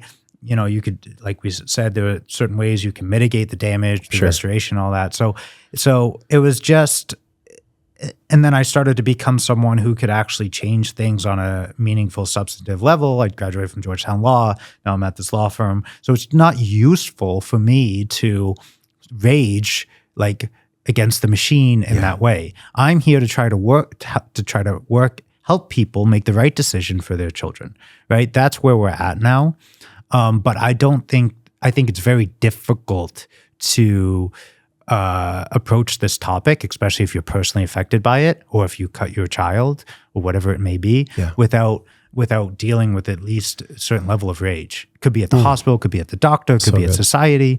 You know what I mean? And then I actually think there's a lot of rage that attaches to an infant and the man he becomes if you genitally mutilate him as a child. Of course. And that manifests in violent ways, whether it be the violent depiction of pornography, violent international diplomacy, right? Things that are just less empathetic and more violent. Because, for example, if you have two puppies and you abuse one and you love the other, the abused puppy is going to be more reactive and violent because that is how he was programmed to grow up.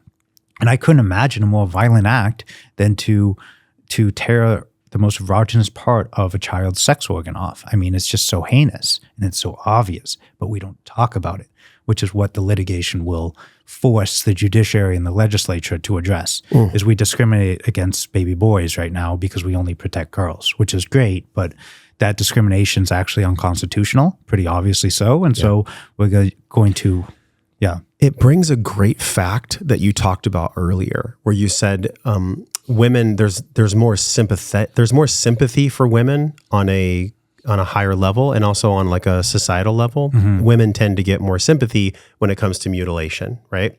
But you had mentioned something, and I forgot exactly how you put it, but it was very eloquent. You said that men are looked at as more of like producers and people that are just bringing things to society because of the money they make or because of the value they provide. So there's not as much care or there's not as much attention put on any men's suffering, even from birth as a fetus. Can you go into that a little bit more? Yeah, so there's a trope that I think is quite accurate, is that our society views men as success objects. And women as sex objects, right?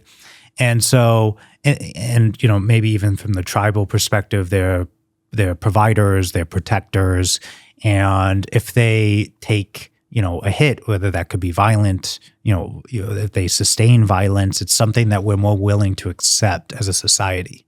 But the reality is, and this is not a men's rights thing, is if you abuse or inflict violence on your men, you're going to damage these individuals, and they will in turn be damaged and damage others, including women. So this will also protect women in that you're going to have more sensitive, empathetic men who are better lovers, more aware, and just treat people better because they were treated better. So it's a net benefit to everybody. It's so, thank you for saying that, because the takeaway from this is like, clearly, if we want men to be healed, and if we want to have a society that is thriving, that even has the faculty and the understanding of how to be loving and treat each other with care, we have to address how we enter the world. Yes. We're all living in the world together. So how we enter the world, and this is for women and men. If you want men to be integrated, masculine, feminine, then stop cutting off the tips of their penis the first day or week of their life. It's that simple, actually. Now, just because it's simple doesn't mean it's easy to change. Yeah, well, there's a lot of cultural inertia behind it. And to accept that, we've done this thing that's so harmful to our children for generations is something that we don't like to shine that light on ourselves. Because most people have the story where I'm the good guy. Let it shine, y'all. I agree. Well, the light is coming regardless. Like, there's no holding it back. It's just how fast, right? That song, and I'm I mean, I think I'm a pretty good singer. Okay. Do you sing? No, I'm not allowed to sing. I was going to ask you to sing with me. Like, this is one of the ways that my mentor, Paul Chek, said that we know that we're sick as a society, because in the past, I haven't actually shared this story in a long time, and I love this story, man. And I wonder how you feel about this. Please. So he said that when, in the olden times, when we were still living in tribes, we would go to the medicine man or the medicine woman, and she or he would ask us first 4 questions. When did you stop dancing? When did you stop spending time with yourself? When did you stop singing? And when did you stop pontificating and honoring the mystery of life? Those were the 4 questions that, and also I believe there was another one. I think it was spending time by yourself. So 4 or 5 questions. And really what that shows us is like, we're afraid to sing. We're afraid to express ourselves. We're afraid to do so many things. It's because we're shackled and we're not liberated as human beings. We all feel this. I know you guys feel this. This is why we have the liberatedlife.me community, because in order to liberate ourselves, we have to go through the inventory of seeing what the fuck is there. Yeah. If I don't know what's there, then I can't produce anything outside of myself. So there's a song that I want to sing. Please. And it's This Little Light of Mine. It goes, this little light of mine, I'm gonna let it shine, let it shine, let it shine all the time. I love it. This little light of mine, I'm gonna let it shine, let it shine, let it shine all the time. And that's really what we're talking about. Like, this can be that playful. We have someone in the studio audience right now who's laughing. A singer, yeah. She's great. She's a singer? Yeah. Great. So she already knows, like, when you sing, you express what's going on, energy and motion, emotionally in you. You put it through your voice box, which is mostly water. Our body's mostly water. So we're infusing the water in our system and our human beingness with love and light, and not just in some kind of woo-woo hippie way, practically, tactically.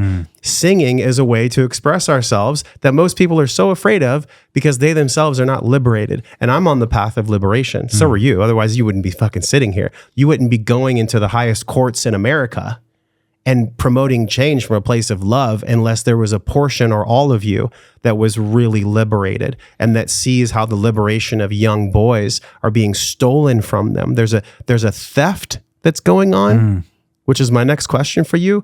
And it's really a theft of fetal innocence. Once you take away, and this is what breaks my heart about sex trafficking and, you know, all the governing agencies out there that could be stopping this, but they're not, which is a whole nother rabbit hole. Like, why the hell is this even going on that kids are allowed to be trafficked? Why isn't there billions and billions of dollars going into this and not fucking other countries that have nothing to do with us, right? Yeah. Like the war that's going on with Russia. So I'm just like, oh my God, how do we come to terms with what's actually occurring in the world?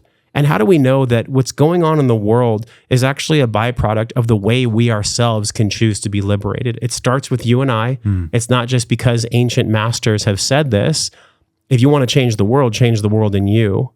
How do we go about that? I mean, obviously, supporting your movement, donating to your movement is one piece. But really having the courage to look at, and this is for all the men out there, how were you wounded? And how were you wounded in the deepest, most sacred way when you started your life, the first day or week of your life?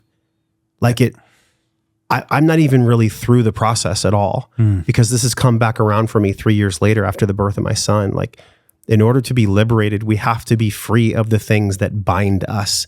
And I think anger and frustration and rage is part of this uncoupling or this unbinding process of the things that compress us or depress us, that block us from singing, that block us from expressing ourselves. So what do you make of this perceived duality of what's going on outside of us and what's going on inside of us? How do you believe your mission in the world and your Dharma expressing itself is going to help people individually liberate themselves? To help people, well, the way that the reason this is my Dharma, right? My mission in life is when I started to understand just how severely this has affected my life in a negative way, and how obviously wrong it is, right? It's not like, oh, there's this debate. It's, no, you shouldn't mutilate your children's sex organs. How obviously wrong it was. There's definitely no debate. Yeah. That's not even a debate. Yeah. I mean, it was if I could accomplish one thing in this life, I would feel like it was a well-spent life if we could move past this. I mean, the fact that I was born in a time where we still mutilate our infants is, and me in particular, such a tragedy. Yeah. But it's something that with the how fast society progresses these days, it's something that we can change and we will change. It's just how fast, and hopefully within a matter of years, we'll see. We have technology on our side. We could disseminate information. There's really no real alternative side of continuing this child abuse.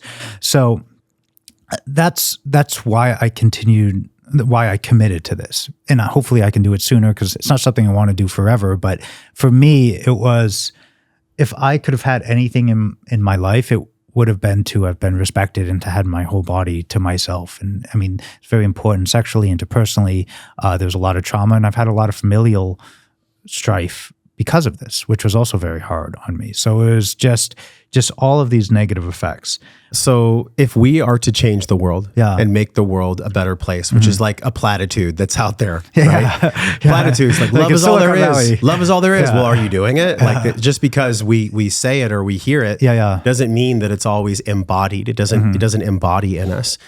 And so if we are to change the world and make the world a more loving place, it starts by liberating ourselves enough to love ourselves, which we don't even know how to love ourselves. We're all learning how to do that every day because we're so angry at our oppressors and we haven't gone through the natural stages of grief and processing like you and I have shared, that if we have the courage to go down this spiritual path, because it ain't for the weak, it's only for the strong and the called. It doesn't make us better. It just makes us chosen.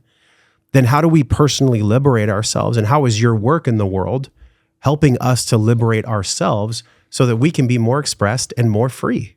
Well, I see this as a long-term positive effect, right? I think maybe it was Frederick Douglass who said, but kind of paraphrasing, but it's much easier and better to raise healthy and strong children than to repair broken men, right? And this is a way that we really abuse our children and the men that they become, because even if you're more violent and less connected, that's unfortunate, and you may be harming others, but there's also a certain compassion you can have for people who experience life through that lens, right? Everything is a war, and I need to, it's unsafe, and I need to fight everybody, and that may be true, but it also might be true because everybody else is experiencing this trauma.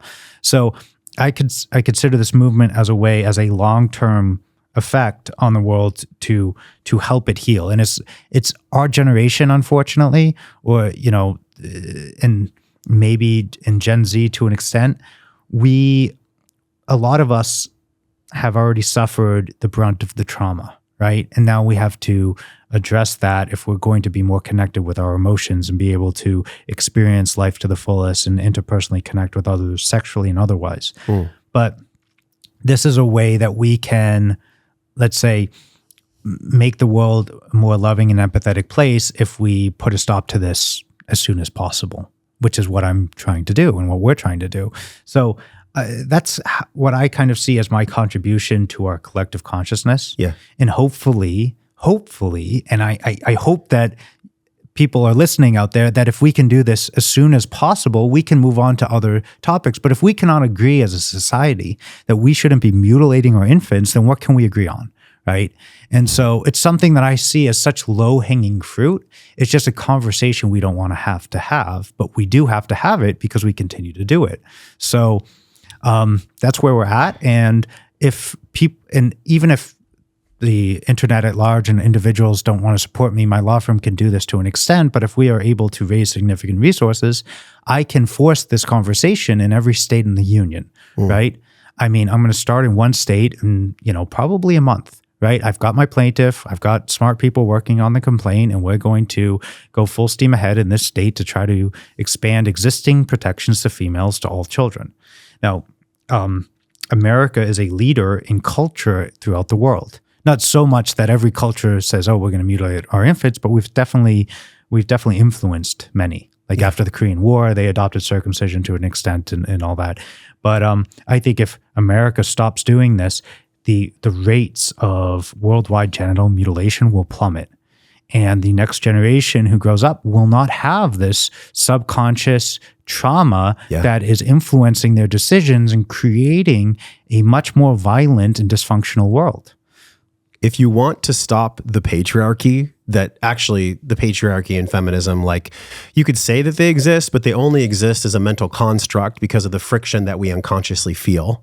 So first and foremost, if y'all want to stop the patriarchy, then stop cutting the tips of boys' penises off the first day or week of their life. That's actually what is the entire, I don't think there's anything more patriarchal, dark energy-wise, than circumcision for young boys. And every feminist in the world should be out in the streets rioting, completely rioting because of exactly a quote from a revered Jewish leader. He said, circumcision is a symbol of two things necessary for our well-being: the excision of sexual pleasure and to check a man's pride. This is actually documented in your talk that we've linked in the show notes here.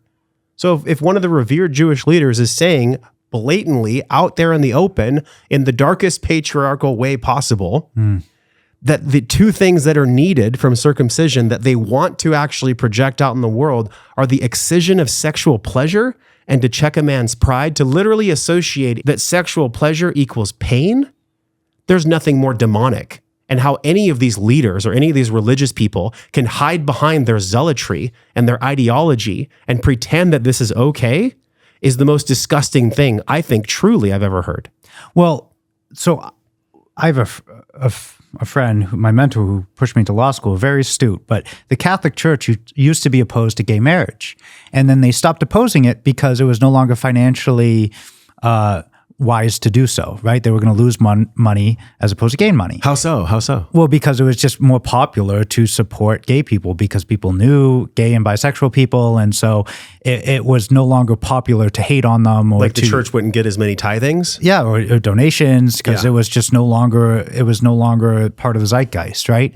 And so if it was no longer part of the zeitgeist to mutilate infants, I think Jewish leaders say, you know what, it's actually, you no longer have to do that because we're going to isolate people who donate money to us. So that is, I think, kind of what it boils down to. It's kind of pragmatic and cynical, but I think it's true. Is what is most profitable. And if there are Jewish leaders of conviction and influence who say, you know what, this is not something we need to do anymore, it's actually kinder and more loving and more in God's vision to do that, then, and also more lucrative, then that's what they're going to do. I mean, this is why people have such a wound around money. You know, I know we've been talking about circumcision, but I myself have worked through such an incredible wound around money because, like you said, if it's more financially viable and advantageous for any faith, whether it's Judaism, Catholicism, Christianity, if they can essentially get more tithings, then yeah, they might do away with policies that are heinous at their core. I mean, how fucking unconscious are we as a race, as a humanity, that money has to be the only motivator?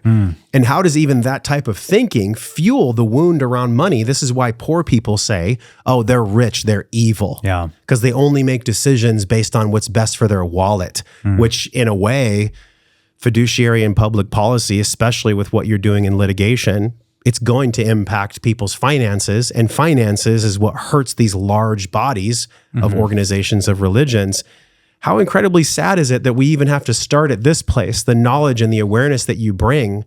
I think you were on the stage during your talk and you said, I can't believe I even have to be here. Yeah. It's kind of the same thing around money. Like, I cannot even believe that we have to use money as the motivator to not harm children. Well, I'll do whatever motivator I need. I mean, if that's where we have to start, then let's fucking start there. Well, it is part of the constellation of levers that we can pull. Kind of mixing metaphors there, but you know, it's like whatever works, and you know, if it's cumulative, if it's additive, if it's multiplicative, whatever needs to be done in whatever order is what I will do. And right now, the biggest lever I have is litigation, constitutional litigation on a state-by-state basis. Yeah. You know, if maybe I go into politics down the road, then I can advocate for specific legislation. But that's right now, if it is more profitable to mutilate infants, we need to figure out how is it more profitable not to. So maybe if I had the resources to do so, I could litigate against the American Academy of Pediatrics or hospitals for doing this to say, look, it is actually malpractice to perform medically unnecessary surgery. And if the child has a botched circumcision, so not, because losing your foreskin is a huge loss, 40% of the the penis, on the skin, most of the sensory tissue. But, those who were actually even harmed greater than that, which is a significant percentage, to sue doctors for medical malpractice claims to say, look, okay, yeah, you could charge a few $100,000 for the circumcision, but you're going to get sued and lose a lot more if you do that. That's also takes away a huge incentive from the medical industry to do this. So there are various pressure points you can push, and I would push all of them, but I only have so many resources to push. Know what I mean? So you pick your battles. Okay, so share this podcast with a millionaire, multimillionaire, or billionaire that you know, and have them donate to the law firm. What's the name of the law firm? The Kane Law Firm. The Kane Law Firm. And where is it located? In Los Angeles. In LA. Oh, it's in LA. Yeah. Interesting. It's a very cool law firm. Now, listen, that the geography, where you're actually located is it's almost ironic in a way, because some of the largest organizations of religion, specifically in Jewish faith, are centered in California. What do you make of that? Well, we're also a Jewish law firm, right? And, we hopefully will be one of those largest organizations who are pushing society in the right direction. Let me reformulate the statement. What I meant was some of the long-standing Jewish organizations that believe that bris and that believe that circumcision and mutilation is normal and fine and healthy and that there's nothing wrong with it, you're going to come up against them geographically just because of where your law firm is. Obviously, your law firm is much more conscious. What do you make of that in the future? Does that bring up fear for you?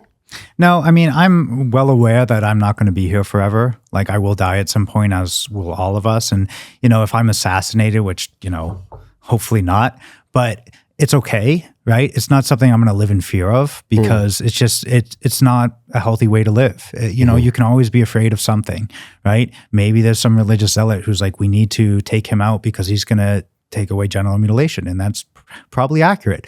But it is what it is. And I have this mission that I need to do. And if if I'm geographically close to these centers of power who want to oppose me, I honestly don't think that, any harm is going to befall us. And also, we have an incredible head of security at our law firm. He's like this big, jacked, very aware dude named Jared who, if you were to see him, no one's gonna, he's head of security is one of the many hats he wears, right? So like we have like a pretty significant fortress there. Yeah. I would hope so. That's amazing. Oh, he stands guard. He doesn't stand guard, but there are certain, if you do litigation, sometimes you make enemies, right? And he's aware of the people who would actually pose threats. Well, I can't let you go unless we talk about John Harvey Kellogg. Oh, please. Yeah. We have to. So this has been brought up on the podcast before by Dave Asprey. And I've seen Dave going and making his rounds on other shows where he's brought up this story. But I have a different story, actually. And you touched on it in your talk. And then I actually did a little bit more research. And I found, so John Harvey Kellogg, he was and actually people don't know this, he stole the Kellogg recipe from his brother. And he and his brother went through massive litigation about who could get what money. And so John Harvey Kellogg was actually a thief. And he stole cornflakes from his brother, and that's a fact. You can do the research. Okay. Not only was he a thief, but he distorted sexual energy. He was a huge advocate of repressing sexual energy in the early 1900s. He was an author of this book called Treatment for Self-Abuse and Its Effects, 1888. He advocated for circumcision without anesthesia so that the child would always associate sexual pleasure with pain. Look, I'm just literally going to pause. John Harvey Kellogg advocated for circumcision without anesthesia so that the child would always associate sexual pleasure with pain.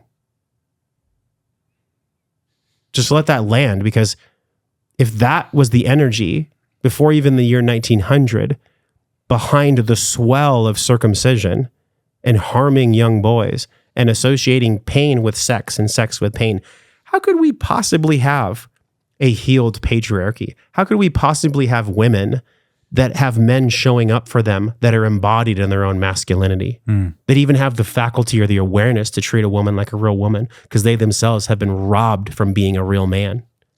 That's what Kellogg stood for. What do you make of that? Well, that is why America adopted circumcision, is to try to stop kids from masturbating and to blunt the sexual senses, because that was seen as, an evil. It was both a Jewish and a Catholic that was the mode of thinking. The zeitgeist at the time was, we need to make sure kids aren't masturbating, that they're only having heterosexual married intercourse. And this is a way that makes it much harder to masturbate because you don't have the mobile skin on your penis that you're supposed to have. So it's one of the, while I was working through my own personal epiphany that this was not just wrong, but it was heinous and it was done to me. It was, historically, 99% of its history, with the exception of only very recently, like the last 2 generations, circumcision was pushed to damage your sexuality, right? That's exactly what it does. That's why they did it. But because that is no longer a popular motivation, they had to change the reason, right? Oh, it prevents this disease, prevents that disease. Sure. It's dirty. I've even heard, it'll get dirty. It's like, you're telling me that God, nature, Mother Nature designed our body that it would somehow harm us? That somehow getting some lint under your foreskin would cause you to get penile cancer? Get the fuck out of here. No, it's nuts.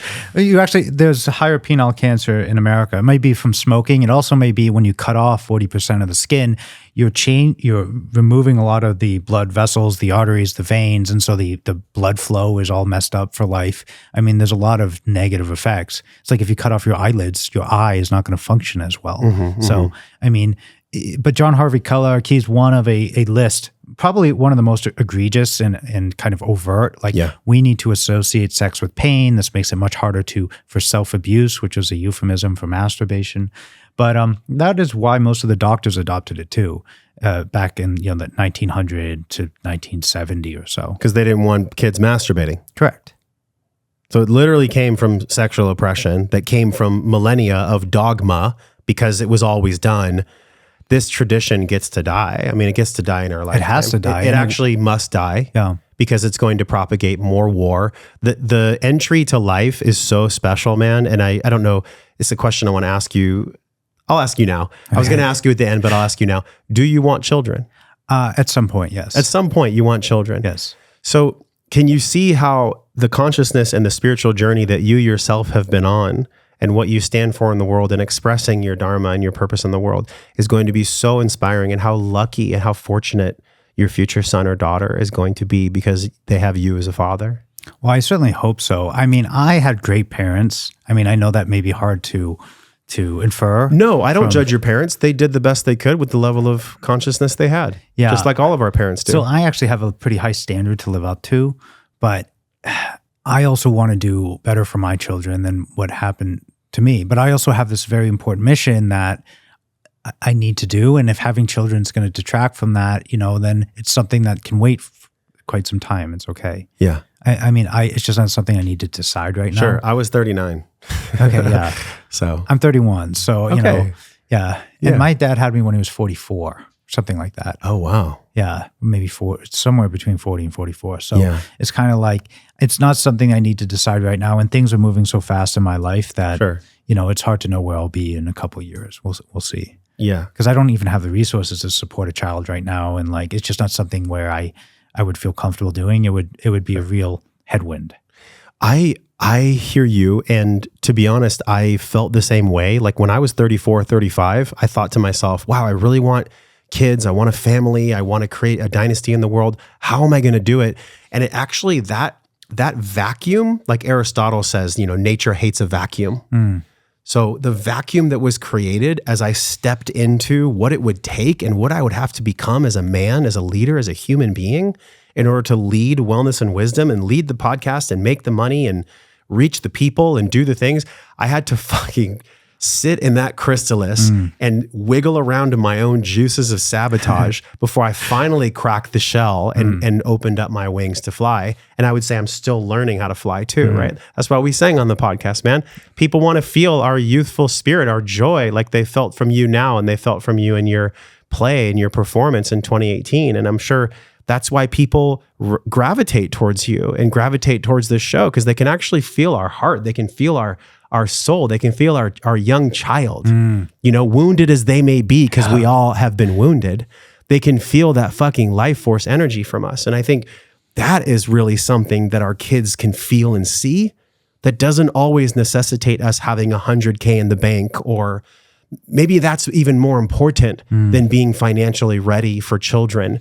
But when I look back on my own evolution of becoming a father, that is definitely one of the pitfalls that I realized I had to hurdle. And I had to grow into this different human being. So I think it's actually perfect and beautiful. You're saying this for any man that wants to be a father. Like, it is going to change you. It's going to carve out a space in your heart that you get diamonds from that you didn't even know existed. Yeah. Well, being financially ready is one part, right? And you will change. It's taking on such an important responsibility that will outlive you, right? And it's not something that you can really go back from. So, and it's just not something I'm ready for. And I work pretty much, not all the time, but pretty heavily. And it's not something that I feel like I could do properly at present, right? Sure. But if I look at my life now compared to when I graduated law school in 2022, which was a year and a half ago, things have changed so much in my life in a year and a half that maybe in a year and a half things will change, maybe it won't. Right. But you said you were 39. Yeah. It's not something that needs to be decided right now. Sure. Yeah. The only reason I bring that up is because it's such it's very specific. Like if you were let's say that you were a pediatric urologist, right? And you're a pediatric urologist and you were Jewish and you were speaking out in the world, like nobody could say no to that. They can't say no to you either because any ad hominem attacks on you fall in vain because your faith is Jewish. And if you were to have children one day and you're still on this dharmic path and things are still unfolding for you in the way that they are, I think that's just going to add to the power and the gravitas that you have in the courtroom because you'll have all of that behind you. You'll have the momentum of that pushing you for good in the world. Do you feel that or see that? I understand that perspective, and I think that it would be true. And if I did have children, that they would, maybe they'd be present, but it would be part of my motivation. This is just my opinion. Doesn't mean it's truth. It's just my opinion. Yeah. It is such a huge responsibility, and it's not something that I'm ready to do with the huge challenges ahead. Yeah. Right? Yeah. I got you. They'll change. I got you. Okay, let's shift to the last half of the show because holy shit, this has been a ride. So it was interesting in Sex and Circumcision, your talk that's still on YouTube. It's going to stay there, An American Love Story. You talked about these 5 censored facts. And what was really fascinating to me, and I'm saying this as a protection mechanism, I really want this message to get out there.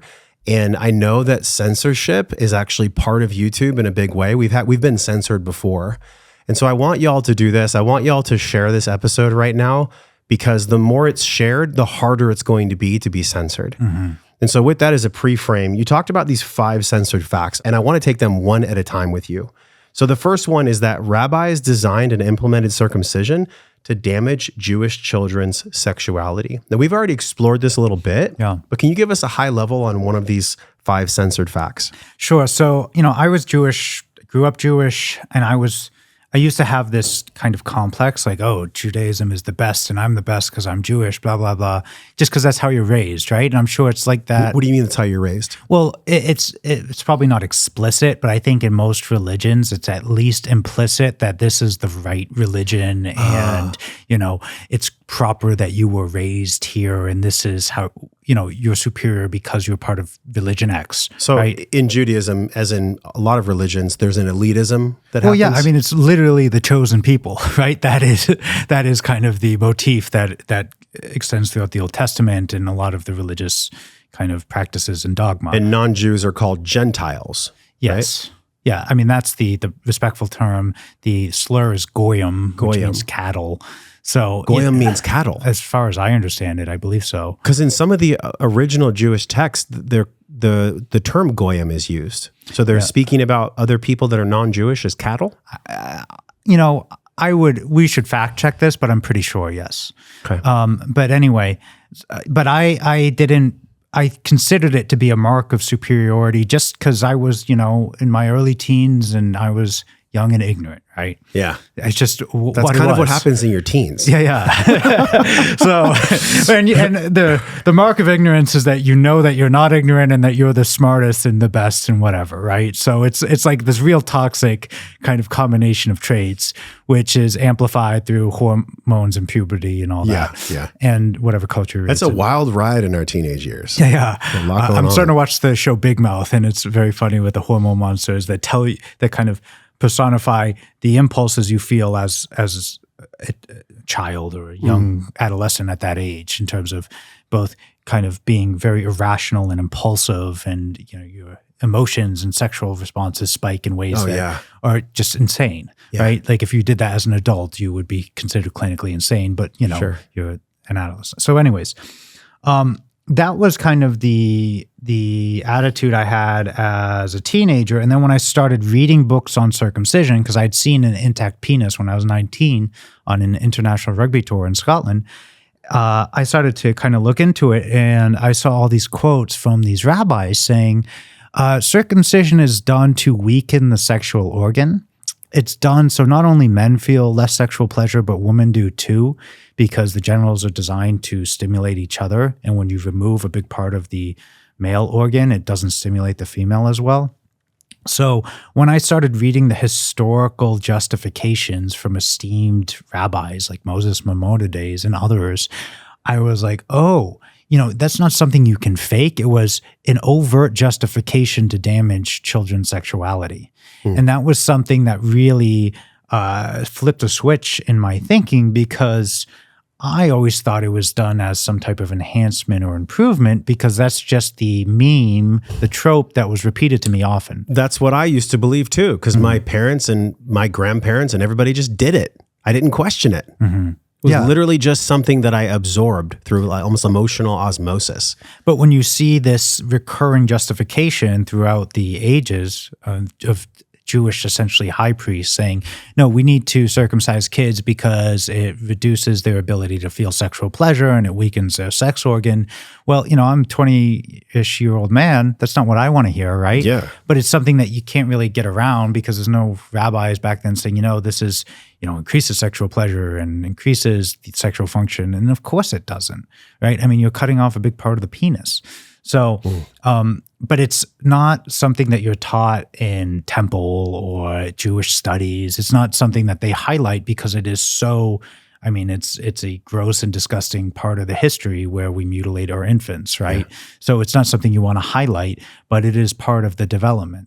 And, every whatever group of people has things that they're not proud of in their history. And this is, one of the obvious ones. Yeah. And look, like I mentioned this again, and I've already mentioned it many times. This is not against the Jewish faith in any way. Like every religion has its shadow. I'm going to say that again because we all know because you haven't heard it. Because you've heard it. This is like the fourth time I'm saying it. And I have to say that because of our modern times. I agree. No. I have to say that because of our modern times, right? Yeah. Well, and there's a lot of controversy, and there is a lot of legitimate hatred towards this people, my people, and others. So, it's important. But at the same time, it's not like, oh, everything we've done is perfect. That's just ignorant and wrong. Absolutely. Right? To label anyone that challenges anything in the Jewish faith or the Jewish way of life as anti-Semitic is actually an unintelligent approach to life. Because it doesn't open up any of our neurology to change. It's funny, I was just chatting with your lovely lady on the break, and she was like, yeah, the way that we interface with others, it literally changes our brain. And I think, okay, if y'all are open to your brain being changed so that your heart can be more compassionate, then feel the fear about what we're talking about, and don't go ad hominem on Eric or Josh because you're trying to chastise us as anti-Semites. Yeah. First of all, you're Jewish, and I have nothing against Jewish people.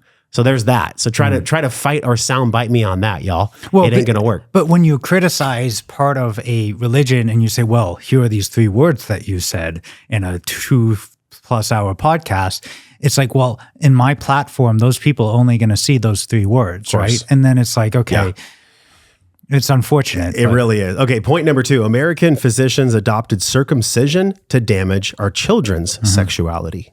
Well, you talked about this before, but John Harvey Kellogg said we need to circumcise our kids to prevent self-abuse, aka masturbation, so the child forever associates sexual pleasure with pain.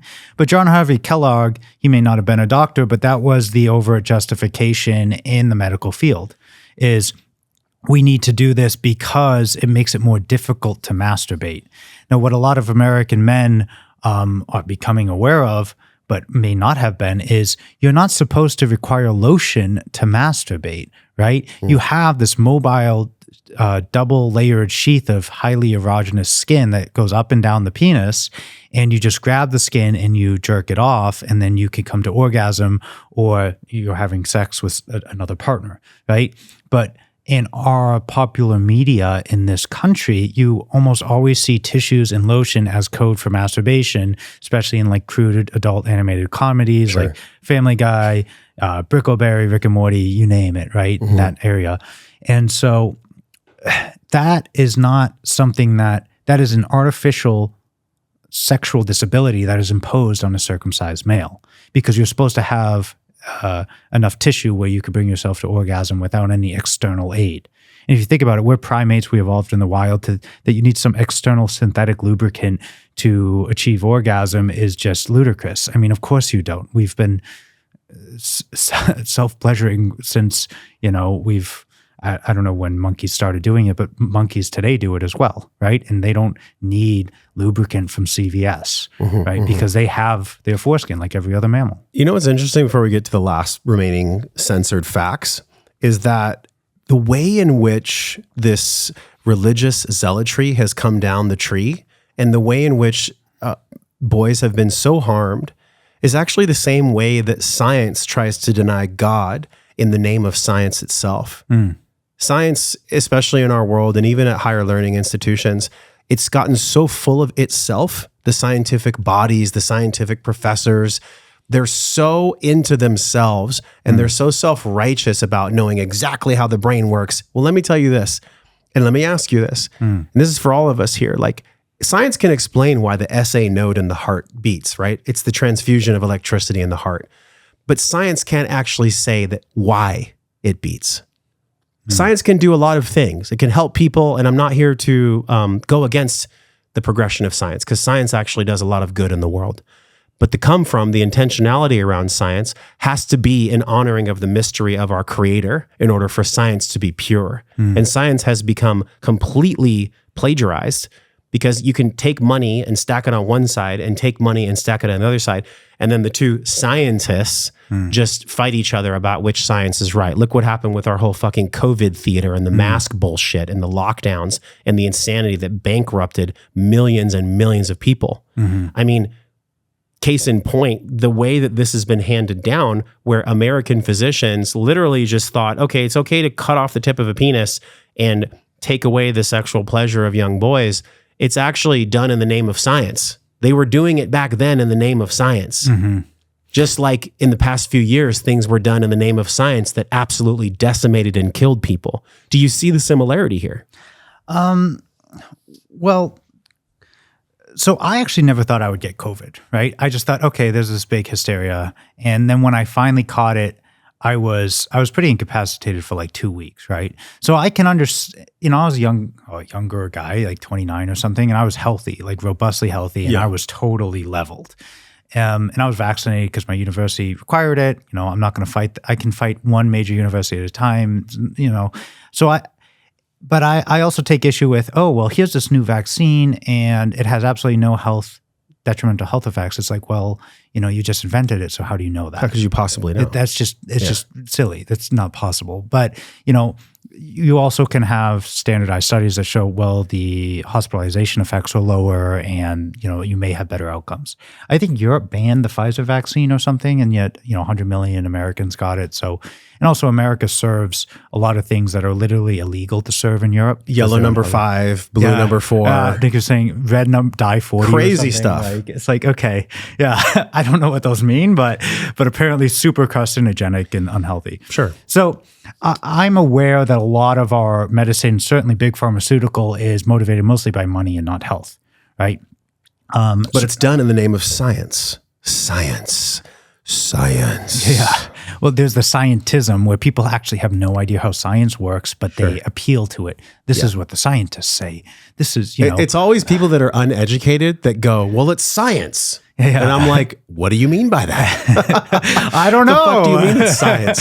Yeah. So, well, and I just thought it was healthy because that's what all the major organizations said. And they were just news organizations. They were citing the American Academy of Pediatrics, who retired their recommendation for circumcision. Yeah. Just like they retired lobotomies, and they retired pouring acid on the clitoris and bloodletting and all that stuff. Those have been retired, as has circumcision in this country. It just has inertial effect. It's crazy you mentioned the bloodletting. That's actually what the rotating barber pole, that's what that is. And I didn't know this. I didn't know this for a long time, Eric.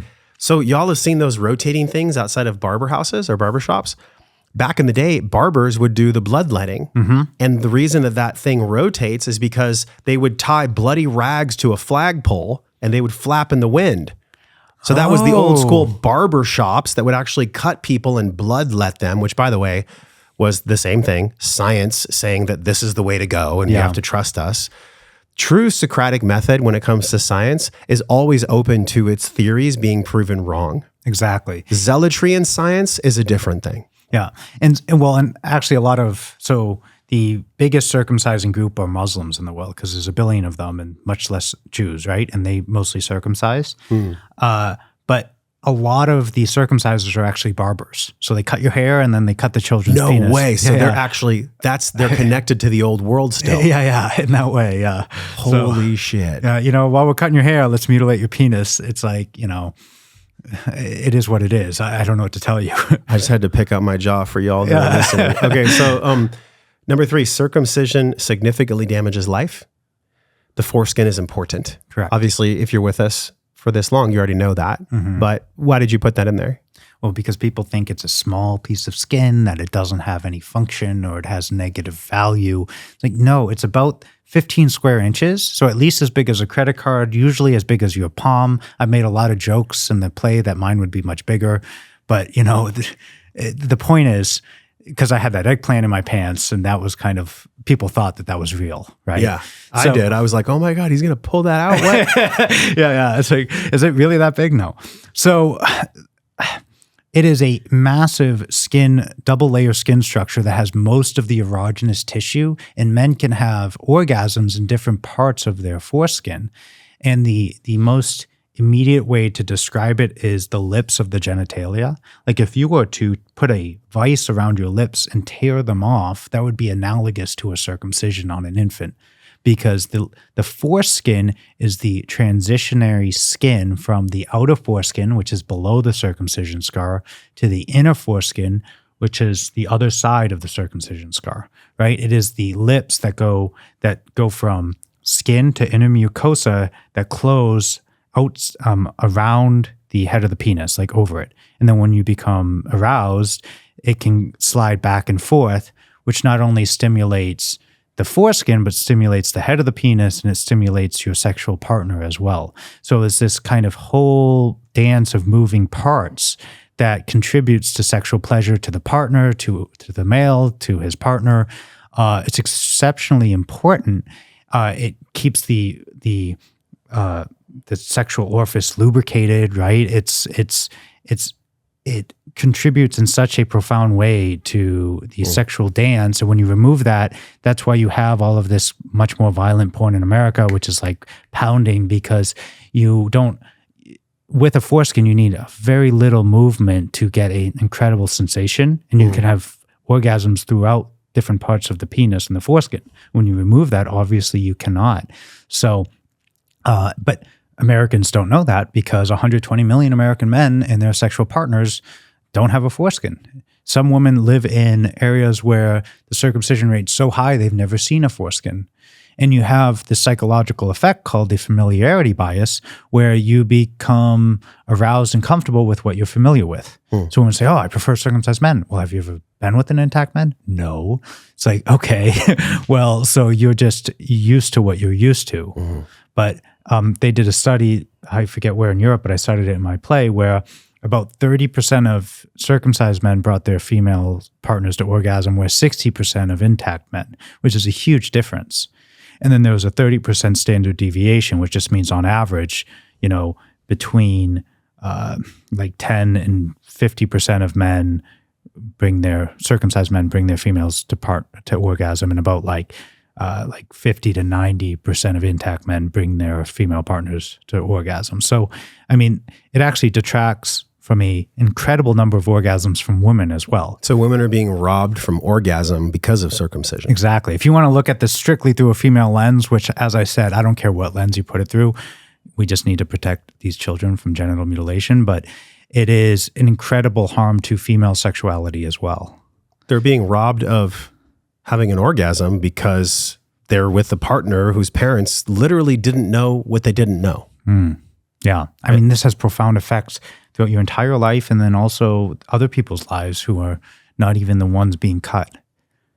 You know, the analogy that I made earlier with the ham and the stove, it really makes sense for everything that we're talking about, because the fourth point, which is honestly the most powerful, I feel, and all five are very powerful, but the fourth point that you mentioned is about the U.S. media continues to feed us the AAP's circumcision recommendation, which is a blatant lie, unapologetically motivated by religious ideologies. Now, you already mentioned that it's been, quote, retired. Yes. But yet it's still being practiced in probably the majority of hospitals out there because there's a financial incentive for them to do so. Correct. Well, and that is why it's so important to pass laws that defund circumcision from Medicaid, because I just find it so offensive. You know, whatever, especially if you look at this through the right-wing lens, you know, assuming that exists, is we're going to spend our taxpayer dollars mutilating, you know,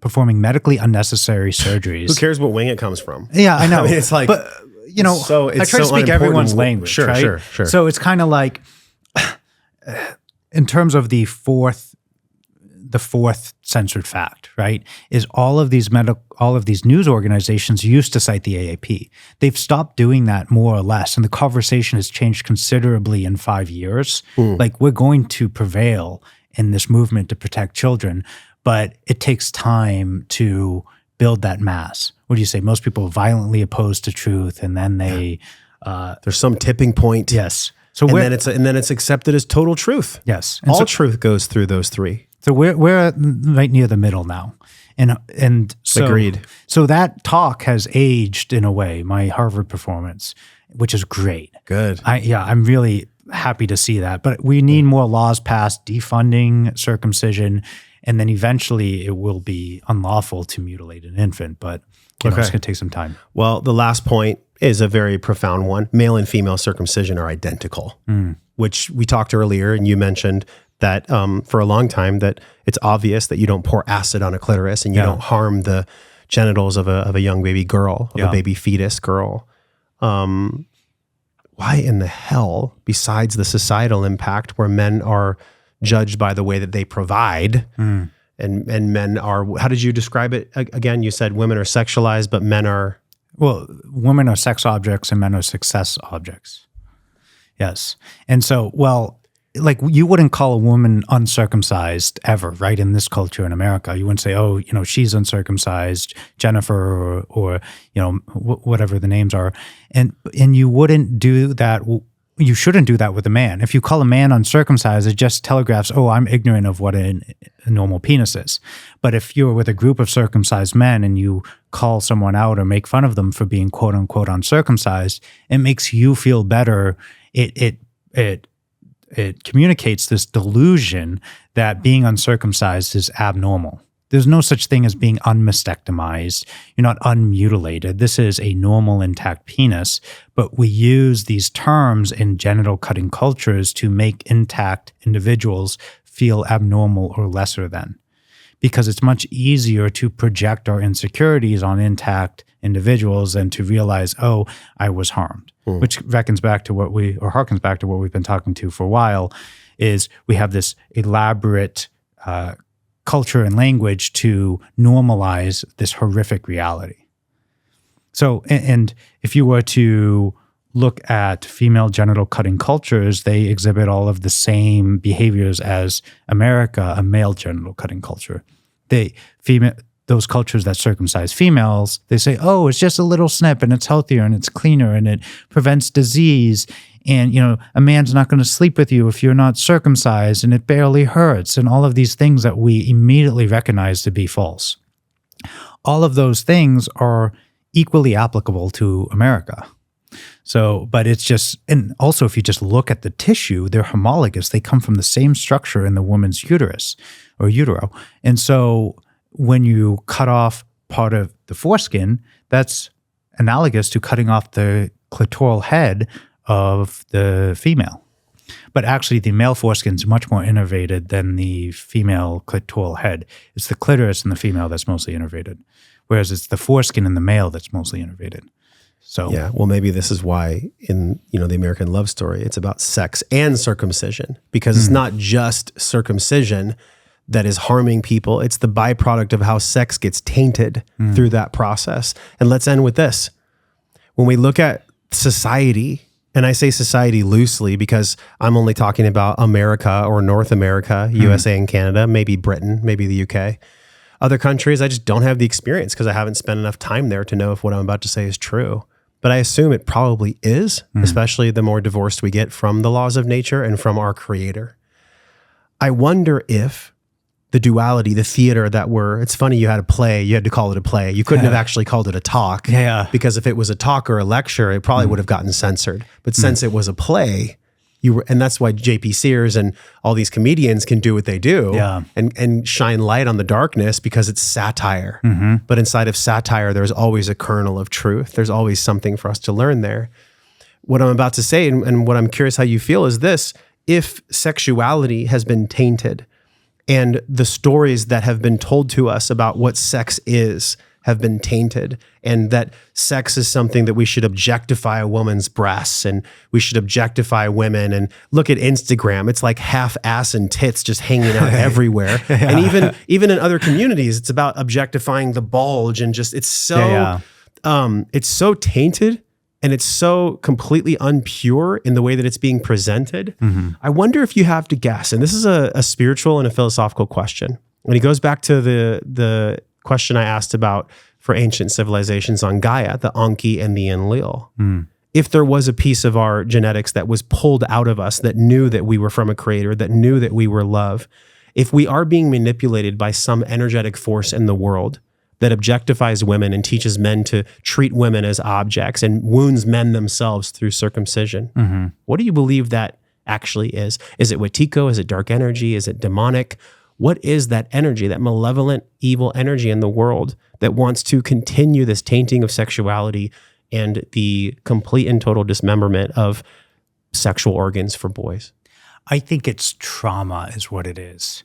It's trauma that continues to perpetuate itself instead of be healed, right? Because this trauma needs some level of healing. And like I said before, I think the societal healing is to make laws that protect children from genital mutilation, all children, including boys. I think the personal trauma is men who are circumcise their sons because they don't want to deal with that trauma, so they inflict it on others instead of healing it. Because if you have an intact boy and you're circumcised, that's going to continue to remind you of what you've lost. I think that's really the psychological reason that the trauma perpetuates itself. Yeah. But it's hard. I mean, I don't really know, right? This is just my guess. But what I do know is that it would be infinitely better for society if we stopped harming our boys, right? And that's the mission, and that's what we're going to do. Yeah. Wow. What a fucking epic ride this has been. I knew it was going to be great because I felt your passion in 2018. I feel it now in a more refined way, in a more mature way, where you're taking litigation and real inspired action. It's very clear to me that you've walked the Hawkins ladder from sadness, grief, to acceptance, to anger, to inspired action, and now being of service in law.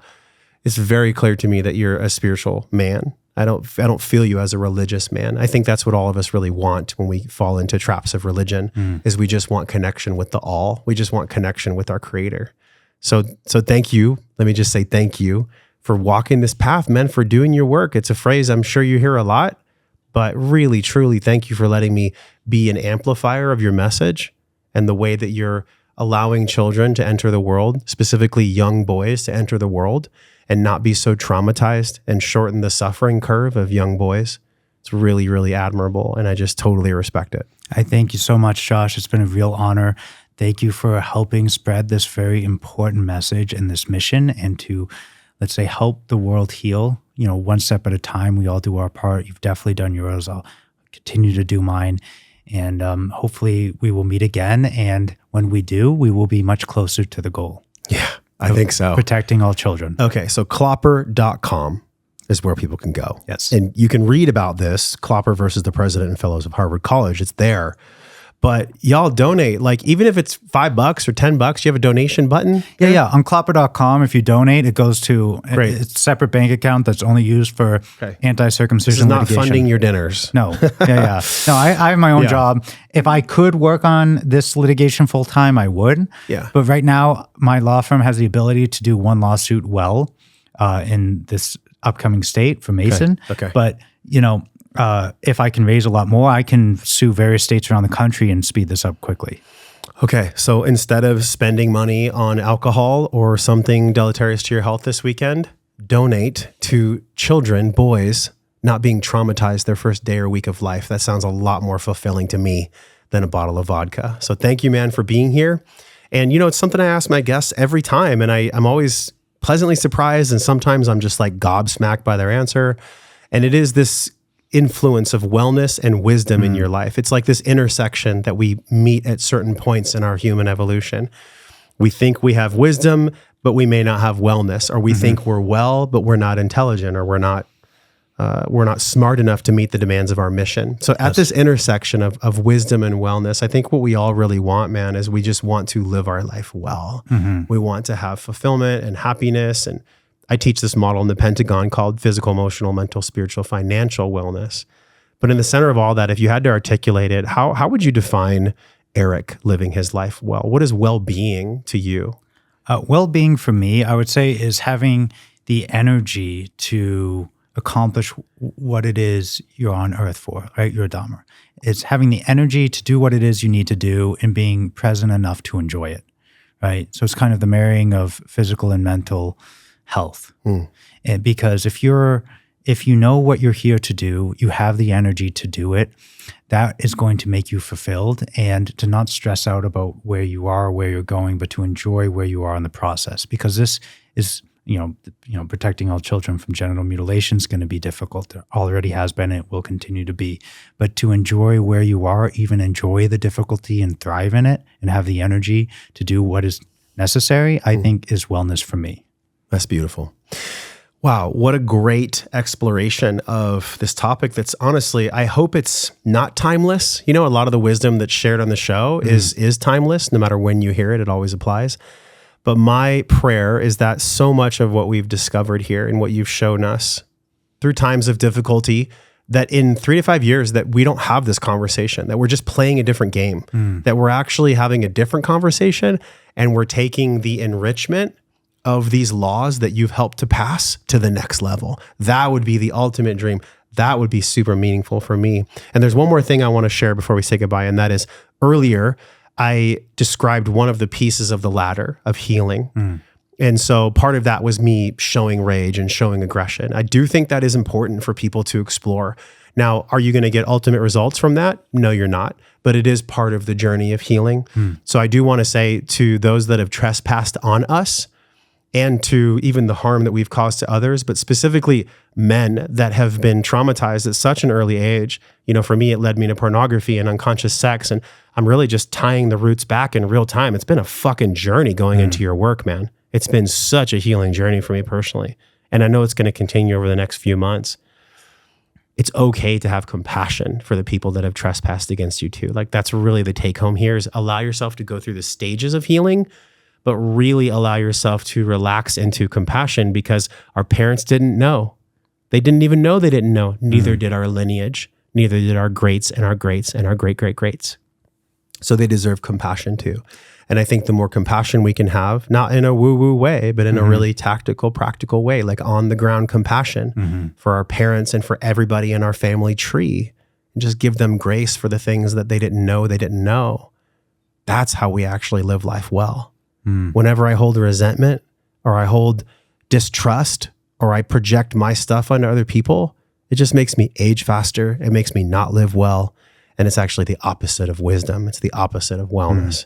So thank you for giving me that insight on the pod today. Just super fucking great conversation. Please, y'all, share this as far and wide as you can. Donate, clopper.com. This is a powerful conversation that I hope reaches as many human beings as possible. Is there anything we missed? No, it's been an absolute honor, Josh. I so appreciate and love you having me on the show, you helping move this along. And just to reiterate, I hope in 3 to 5 years, we are in a radically different place. In most states in this country say, you know what, we're going to protect all our kids equally, not just our females, although that's great, but we're going to protect our baby boys, everyone who's born. And that is where we're going. And with the support of people like you, that's where we're going to get. So thank you, Josh. You're so welcome, man. Okay, until Eric and I see you again in 3 to 5 years where we don't have this conversation, we're both wishing you love and wellness. We'll talk with you next week. Peace. Hey, don't go anywhere. Now that you're here, let me say thank you for being a part of this podcast. Click any of the buttons on this screen, here or anywhere, because these are specifically matched episodes that you'll really love based on what you just saw. Just tap one of these buttons on the screen, and while you're at it, subscribe to the podcast.